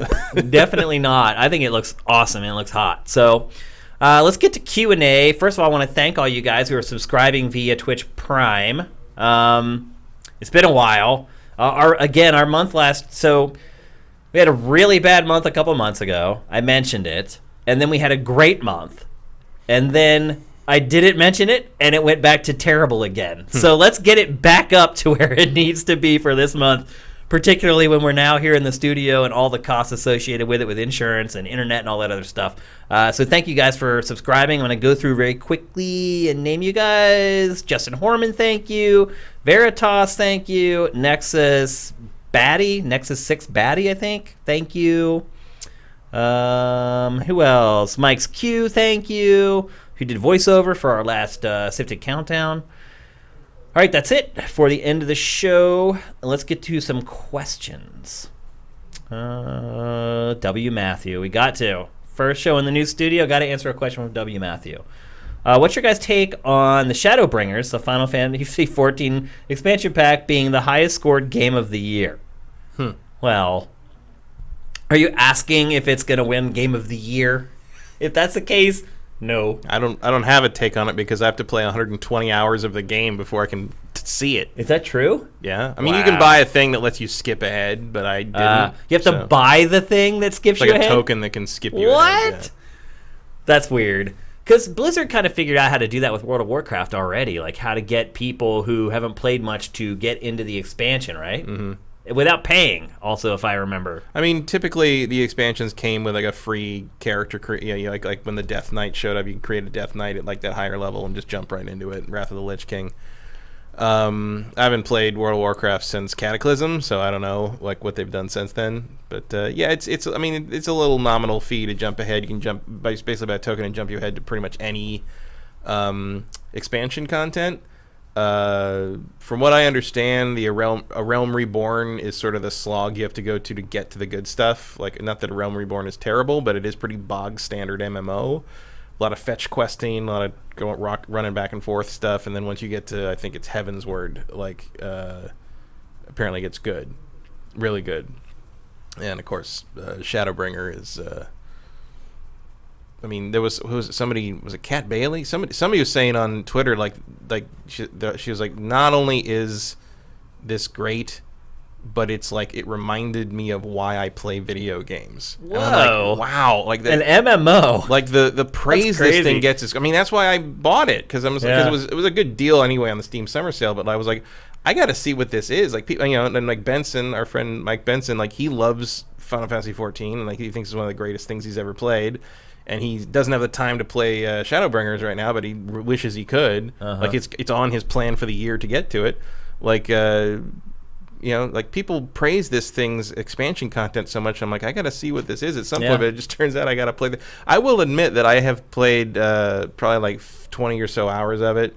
Like I'm just about to get my Chocobo, my mount, which is like 20-hour mark is about the rule of thumb on that. It is pretty bog standard MMO, but like I'm really enjoying the world, like all the cities you go to, and the world is beautiful, and like it has a kind of like it makes like a cultural sense that a lot of MMOs don't. Like I think it's really involving it to just walk around the world and see stuff. Square Enix is good at creating worlds. Yeah, whether it's interesting to be in them or not, that's kind of its X factor. They hit a wall sometimes when it comes to putting interesting characters in them. Yeah. But you can't argue that like even the world of Final Fantasy 15, it's not like you can walk around that and be like, oh, this is really interesting. I want to know, but oh no, I don't want to know the story behind that because it's stupid. Yeah. But you just look at it, it's like, oh, that's cool. Like you just walking into that for like my character, the class I picked ended up starting me in like the desert city, and like just wandering. The city's big. There's a lot of like different areas and districts to see, and like characters to run into and sort of like stuff going on. It feels populated and real in a way that a lot of MMO stuff doesn't. There's kind of that sterility that a lot of MMOs have. Final Fantasy 14 doesn't have that. Interesting. Like it's weirdly believable. Like it feels like they expect you to play it as a single player in a lot of ways. Like the story is very focused on you and your character. It's taken some cues maybe from SWTOR. In that respect, so I am actually enjoying it. It's just I don't have the time to burn through it. What about the question though? What do you think about it like being considered for game of the year? I don't know. Like I mean, maybe like if I get to it by the end of the year, maybe I'll have an answer for that. But I don't. All I know is that the people that are praising it on that level, a lot of them are people that I respect and whose opinions I take seriously. So like all I can say is like I guess I got to get to this damn thing. I don't think it'll ever win game of the year. I don't think it will. I don't mean from like general outlets. And Yeah, stuff? just Like, in general. No one's gonna. Not enough people are gonna play it. It's also hard to give it. I think to give an expansion pack game of the year. Yeah, expansion pack could get like a expansion pack of the year, like a sequel. Yeah, I mean, but like Game of the year. That's the problem is that like I just don't think a lot of people who haven't played it are going to get to it. You know what I Yeah. mean? I'm not going to play it. There's mean, no way in hell I'm playing it. I mean, if I were Square and you can tell me it's the most awesome thing you ever played, and I probably still wouldn't even try. if I were Square and it was coming down to closer to the end of the year, I would start sending out codes with a thing to jump straight to the Shadowbringer content and just say, "Hey, try it." Yeah, if you want that game, you're going to have to do that. If Like you a want for your Game of the Year. consideration Yeah. campaign, basically. Absolutely. Let's see. J. Reed Vic 7.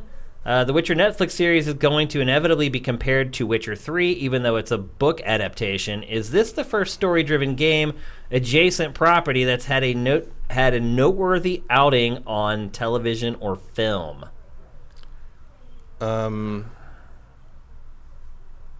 Like a first game to do that? Yeah. For the first story-driven game adjacent property. I mean, there have been fairly high-profile anime adaptations of some story-driven game. Like there was the Final Fantasy anime, and I think a Dragon Quest one at some point. Like, Well, that Final Fantasy anime wasn't good. no, but it was a high-profile project. There was also Final Fantasy: The Spirits Within, which was also was a terrible. disaster. But it was a theatrical It major was. release. Yeah, for sure. That almost bankrupted Square, and they How's opened. that server farm in Hawaii doing? Yeah. I Is it mean, still making you money? I mean, it's probably the most likely to be successful. Not that we'll ever know, because Netflix doesn't tell anybody Right. how anything does, and Yeah. unless they do like a this many million people watched it. Like even people that work on Netflix shows don't know how well their shows did. They won't tell you. It's got to be frustrating. It is. Because it doesn't matter, and it doesn't matter how. Like you're like, oh, I bet David Letterman. No, David Letterman doesn't know. Yeah, David Letterman how doesn't his know how talk his show's show doing. does. Yeah. Has no idea. I can see that there's certain positives to that approach, but I think there's more negatives. Particularly from the creative person's Yeah, well, you got to know, like, if this isn't working, like, maybe we can do How do you something different. adjust Like, if gotta you don't adjust. know? Yeah, it's just like, It's no, weird. they aren't interested in that. It's bizarre. So I don't know. I mean, it certainly looks like maybe the best looking attempt at a video game adaptation. Oh, yeah. Oh, yeah. I mean, there's been stuff that's like true to the content, the way like Mortal Kombat was. But I haven't even seen a film that looks Mortal that close. Kombat's based on, or like Silent Hill. The Silent Hill movies like looked the verisimilitude was there, but they weren't good movies really. Yeah.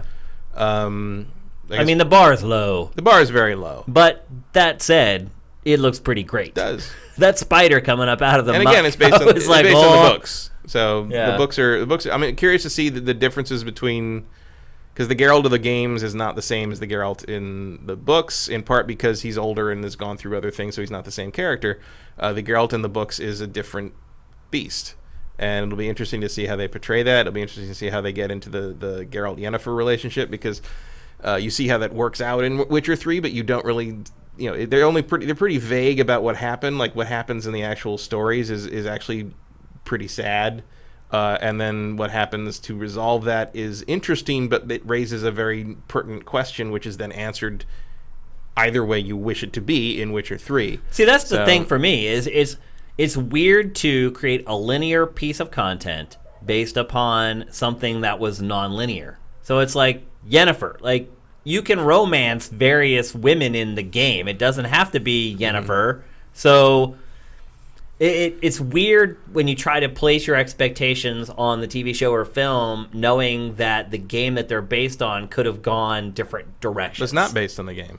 Right, it's based on the books. But I think most people, that's going to be their reflection point for watching the show. But it's going to be very clearly like the prequel, basically. I mean, it's telling the story of the books, which are prequels to the games. And the game, you know, the first Witcher game picks up after the end of the books, which you thought was a very definitive end, but they came up with a way to continue it, which the author apparently doesn't like very much. But you know, it's basically a prequel in that regard. Yeah. And the story of his relationship with her is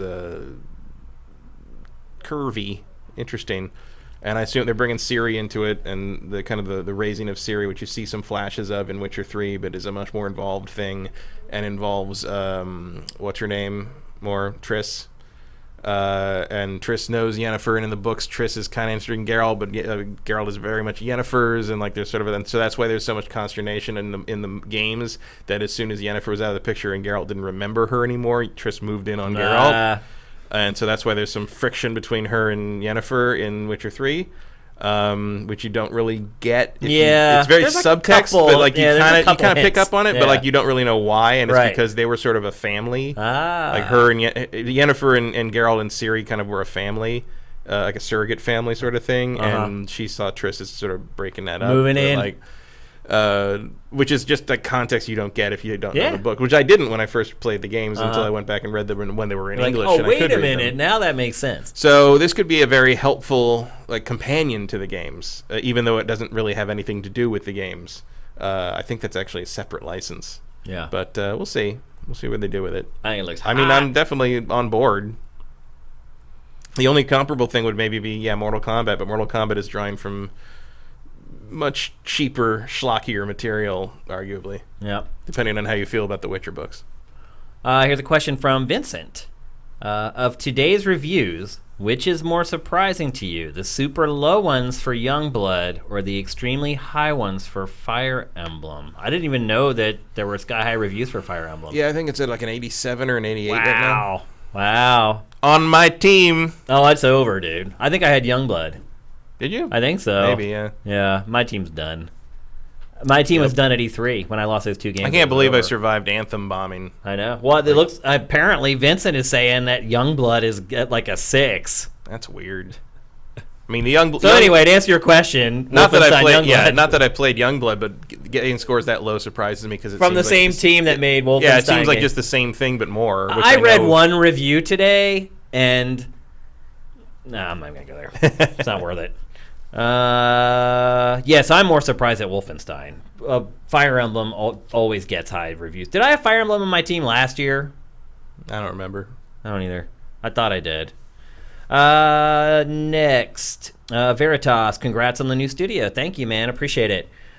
Is Thursday the new day for GameFace? So we're getting that sorted right now. So we have Jared, who's our new TriCaster operator, but he is a busy guy, and he does a bunch of other stuff. So we'd like to lock it down to a single day, so we actually are going to have at least one other TriCaster operator who can fill in when Jared can't do the show. So I honestly don't want to do Thursdays because I don't know if you noticed or not, but in this area, Thursdays is the no parking day. Yeah. So it's like street cleaning all around. I had to park like 3 blocks away and like carry all my stuff in.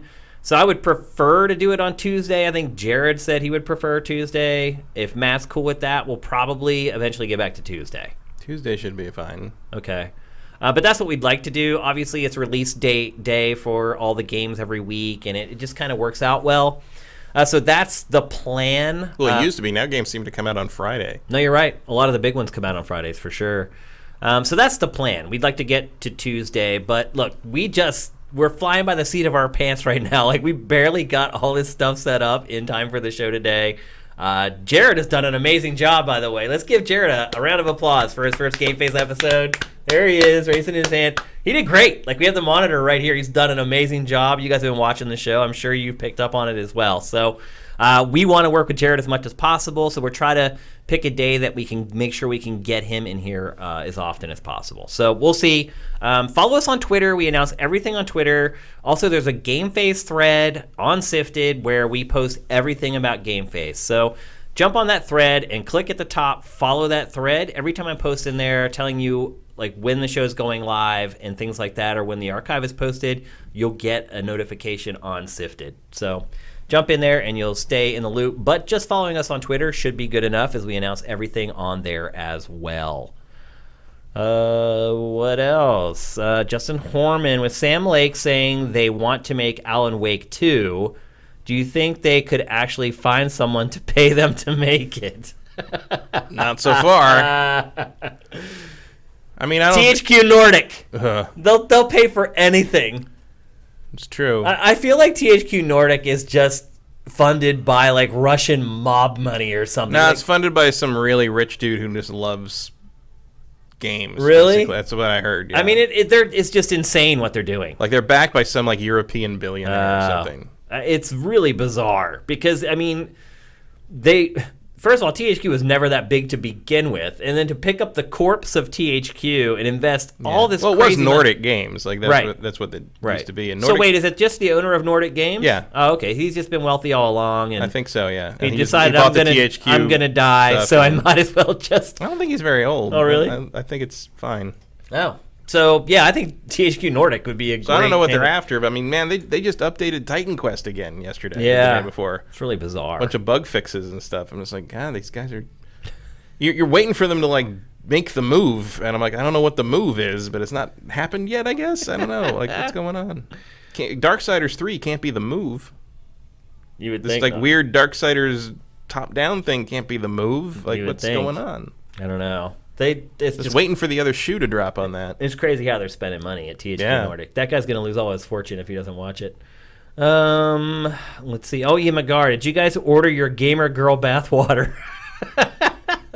Nah. No, but if you go to the SIFTD merch store right now, there are jars of Shane's bathwater, and I'm selling them for half the price, $15. That's all. It's not worth anything if they don't see you bathe in it. Yeah, I mean, well, I could put a photo on Instagram. I'll make sure that I filter the water through a sieve before I send it out to you guys, just to make sure that there's nothing in there that you don't want, so you just get the bathwater. No, I think you're missing the point. They want the stuff that I get it. I get it. It's gross, but I get it. Let's see. What else we got? Freeze frame rate with Cuphead going to Netflix. What game property should get its own TV show? Kind of running out of options at this point because they're all getting TV shows. Yeah, they're all kind of happening. I mean, Uncharted is obvious. I mean, it's kind of a TV show already. Yeah. I don't know about TV show, but like I've always wanted to see a big budget Metroid movie.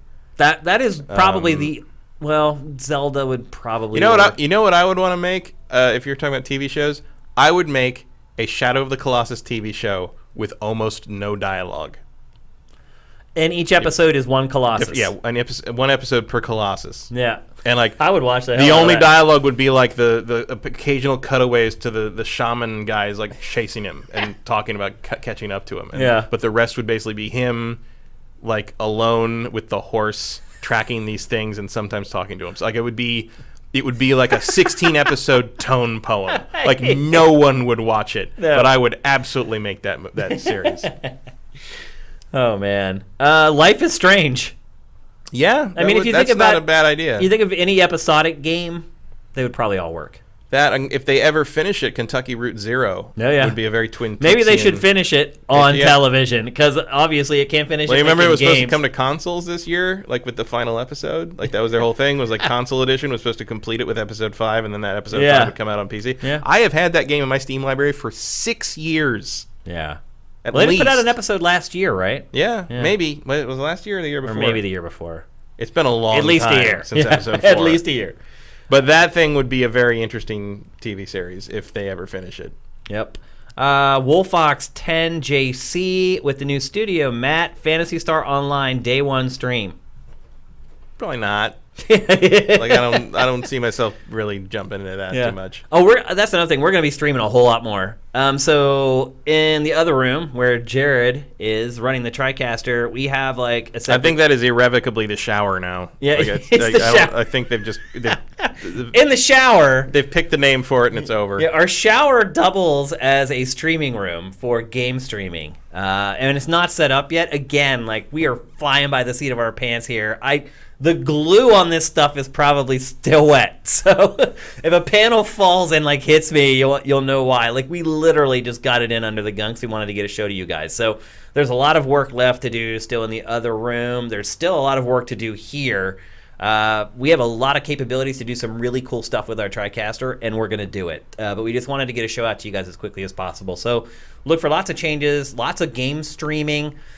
Streaming, we probably will move it to a weeknight because we're going to do today's high score on Saturdays because we need people to call in and we have to have people from Europe and the US, which means we need to do it at like noon or 1-ish. So we're not going to be doing Saturday socials on Saturday, and I need Sundays off, people. I need at least one day a week off. So we'll probably move game streaming to some night during the week. Feel free to give us feedback on what day you would prefer that to be. Here's a bunch of questions down here. Well, now they're going at us to just make comments. Here's one. That... I can't see it. It's light green on white. I can never read it. That's something, dude. Do you think live demos for E3 is an outdated idea?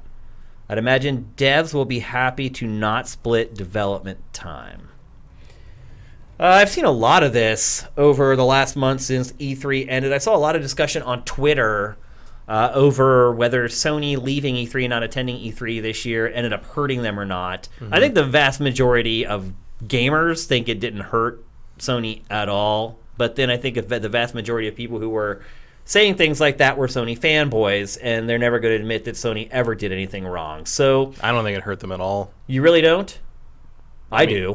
I absolutely do. Not at all. Not in any way whatsoever. The average because person, you know what? Death Stranding and Last of Us 2 are going to sell exactly what they would have sold otherwise. I don't know how you know that. Because I'm expecting. Because you're guessing. Why wouldn't they? Why would they? If more people hear about it, why wouldn't more people buy it? Because more people hear about it from television advertising. E3, it doesn't matter. But that advertising is going to be the same no matter what. Exactly. Yeah, but the coverage at E3 isn't the same. Who pays attention to E3 doesn't know about Death Stranding? Wait, no, that's not what we're talking about. We're talking about the mainstream outlets running stuff about E3, reaching people who don't follow E3. They don't reach anyone that the NFL advertising will reach. I'll guarantee you, more people right now know that there's another Xbox coming next year than know that there's another PlayStation coming next year. That might be, but they'll know the same thing when Sony comes back to E3 next year. I don't necessarily believe that. So we'll see. It's not going to hurt them at all. I mean, they're still going to sell tons of them, obviously. But I do not believe that E3 has no value. I'll never believe that.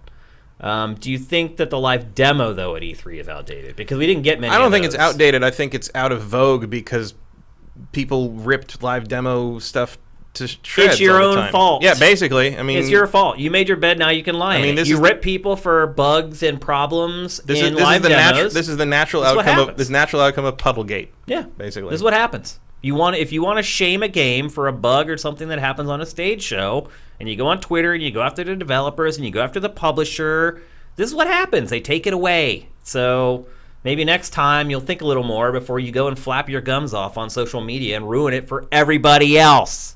I mean, you'll probably see rant over. You'll see some stuff like that next year because they're going to want to show off what things look like on the new hardware. But yeah, this year they decided, well, there's no upside to it. Yep. And hard to blame them. I think there was upside, but that's a whole other discussion. Theoretical, but it's like, from a PR perspective, what do you have to deal with more? Like the few people that like had a positive impression and never say anything about it online, or the people that are complaining that your puddles aren't reflective as they were six months ago? Yep. Like, I get it. Oh, I totally get it. Absolutely. Ian McGarr, Shane, have you played either of the new skateboarding games? Didn't you say you skated? I did skate. I skated for 12 years, hardcore, all day, every day, for over a decade. I've not played either of the upcoming skateboard games. Both of them do not look encouraging to me, to be perfectly honest with you. I can't even remember what the one is called for PC. I don't know. They both look like indie budget janky games to me. The wait for Skate 4 continues. Yeah. I just watched an interview with Tony Hawk last night as I was dozing off on the couch before I fell asleep, where he was talking about he's working on a new mobile Tony Hawk game. And he discussed the whole thing with skateboarding. And he says he feels that Skate killed skateboarding games because, and he's not in a vindictive way. He said that, for a long time we had the market to ourselves. And he's like, and look, I'll be honest, I made a lot of money and that's great. He said then Skate came out. And he said Skate didn't grow the potential audience for skateboarding games. It just split it in half so that neither one of them could succeed. And so therefore both of the franchises died. And he says he is still shopping around trying to get a skateboard game on consoles. But he said that he's not allowed to do a game called Tony Hawk's Pro Skater, and because their contract is expired, neither is Activision. So it's dead. He said it's like the weirdest thing. He said after they realized what happened, he went to his lawyer. He's like, how could this be? He's like, it just worked out that way. Like, Tony Hawk's Pro Skater's done.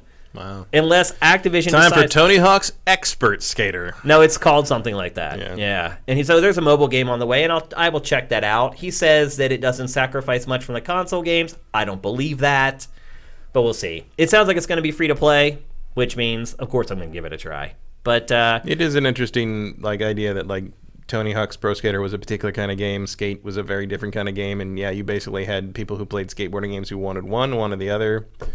Yep. And you didn't bring anybody else who was... I didn't bring me in. Nope. I mean, they lost to casuals with Tony Hawk at Tony Hawk 3. That's when I checked out. I mean, honestly, yeah. Once the revert and the manual came in, it got too complicated, and the casual fans bailed. And all that was left were people like me, people who love to skate and love skateboarding, and we're not enough to support a franchise that costs $100 million to make each entry. So, unfortunately, it looks like we're in the black hole of skateboarding. I hope one of those two indie games is great. I really do. I've seen gameplay of both of them, and it was not encouraging. I was just stunned when they remade Tony Hawk 1 and couldn't even get that right. Yeah, that's... Maybe we don't want them to make more Tony Hawk games. Next is 8 Batty. Who's the guy in the back window? You must have missed the opening of the show. That's Jared, our TriCaster operator, or somebody that we're holding hostage. Mm-hmm. That's the shower. That's the shower where you get the bath water from. He has one hand free. We only tied one hand to the desk, so we're not that bad. Joaquin Dragoon, any game you would want a remake of? Mine is Soul Reaver. Well, I would have said ActRaiser, but that ship has sailed. I would like to see a remake or a remaster of Dragon Force from the Saturn.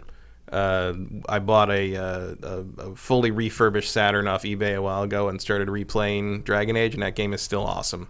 And I would love to play it with graphics that don't make my plasma scream at me. Yeah, because it's blowing up 32-bit stuff to. Because I don't have an S video in on that TV, so it's just going through. No composite. TVs have S videos in anymore. It's just going through composite out of the Saturn. It's at 340i or something. It's horrifying. It's but like it's still S video great, never even great existed. Game. It's like great, it just never existed. S video. See, I loved it.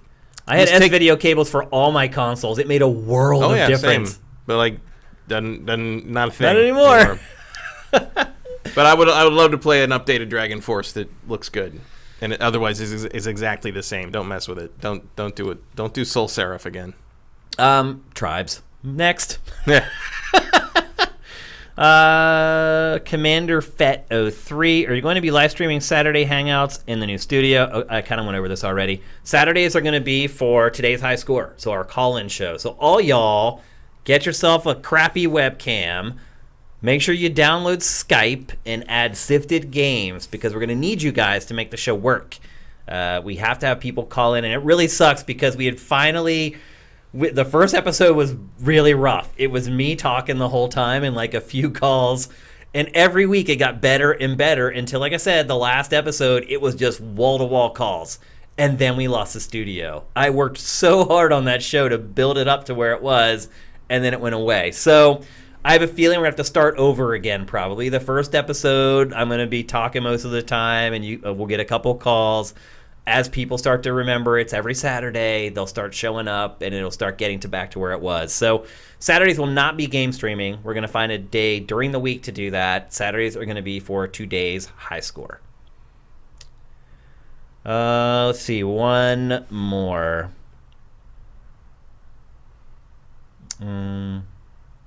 I don't even know what that one is.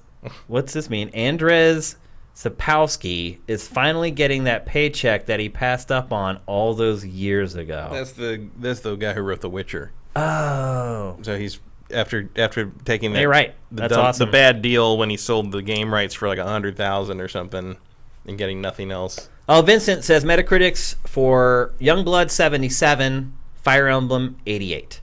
So Youngblood isn't getting beat up that bad. No. That's in the realm of For some reason, people are surprised Fire Emblem is rating that high, which surprises me because I'm the Fire Emblem always rates that pretty high. And this one looks good, so why would it not rate high? I don't know. That's why I picked it. Yeah. Here's the last question. Second from Justin Horman. We'll let you double dip tonight. Or today, actually. I'm so used to recording this show at night. Do you think it's incredibly bad timing for GTA's casino to launch with everyone looking at gambling in video games right now? I mean, sort of, but it's like everyone in the industry is sort of like, I don't know if these real money mechanics in games could be considered gambling, and Rockstar's like, fuck the police. It's like it's Rockstar doesn't care. Like, they know. Yeah. Like, they know it's just going to be more money for them. Hell, they'll probably invite the controversy if it centers on them. It's just more publicity for them. I mean, I know there's like the countries with stricter gambling laws. You can just walk into a casino and not do anything. You can't go to play anything because it's gambling there. Yeah. I think a lot of there's going to be an argument about it legally in a lot of different countries that I think is going to center around the loophole that a lot of the definitions of gambling, if you can't cash out, it doesn't count as gambling, and obviously Rockstar will not give you your money back if you make more money in the casino. So by that standard, apparently it's not gambling, but I feel like you throw, hey, this game that has real money transactions where you literally buy poker chips to play in a virtual casino building in the game might make a few amendments happen, but that's going to be a slow legal process, but I think you'll see it start to happen now. Because it's just right in the middle of it. But, like, Rockstar love to be right in the middle of stuff like that. So. Yep. Before we go, I want to specifically thank our sponsor, DeShazer Ryan Realty, because they had initially sponsored GameFace for right after E3. And then Sam left, and the rest is history. They were very patient with us and waited for us to launch our new studio. So I want to thank them very much and run their ad once again. Feeling the urge to get away from it all, permanently or for months at a time? Immerse yourself in the best Montana has to offer on 320 acres of remote, heavily forested property. Gaze at your own private lake from the deck of the log cabin. Truly off the grid, soak in a custom wood fire heated hot tub surrounded by wilderness and wildlife. Visit www.lostlakemontana.com for more detailed information and images. You can also contact Doug DeShazer today at deshazermt@gmail.com or 406-291-1643. That's deshazermt@gmail.com or 406-291-1643. All right, so that's it. GameFace episode 174 in the books. Everything went off pretty good. Yeah. How do you like the new setup with the mics and headphones? It's all right. I got to learn not to whack the mic with my hand when I move my hands around. I'm used to doing gestures. I like being able to hear us because it makes the audio better, not just because we have better mics and things like that, but you know when you're not close to the mic because you can hear it. And so you just subconsciously move into the mic to make sure. I've also learned that I smack my lips too much when I talk, so I keep starting sentences like this. I got to stop doing that. So if that annoys anybody, that's going to go away, I promise, because I can hear it now. It is very crystal clear, the audio. Like, I can hear every little enunciation in these. So hopefully you guys liked it as well. Hopefully you liked our new studio. You're going to be seeing more of it as we game stream and we get into the other room. But thank you guys as well for your patience. I really appreciate it. I know it's tough when you're paying for content on a monthly basis and the content isn't coming as frequently as you would like. I did the best I could. I've literally busted my ass for the last month hauling all this stuff up in here. It's been crazy. But trust me when I said I have been going after it, trying to get this up as quickly as possible. So thank you, all our patrons, all our subscribers for being patient. As it said on the lower third earlier, it is the dawn of a new day on SIFTD, and I just want to thank you guys for helping us get to this point where we could have a new dawn. Day? In the first place. So, hope you guys have liked the changes to GameFace. Hope you guys like the studio. I'm pretty happy with it. When I had the idea for it, I didn't think it would turn out this good. So, I'm pleasantly surprised by how the studio has turned out. And so thank you guys on the stream. Watch this weekend. I will be on the SIFTD Community Podcast, The Beer Umvirate, where I will share my 5 or 6 favorite beers and when and why I like to drink them, in addition to talking about games. So that should probably be on the site late Saturday, early Sunday. Look out for that. Pactor Factor's rolling. Everything's just going to start rolling out again now that we finally have our space. So thank you guys for everything. Thanks for watching. GameFace is up and out.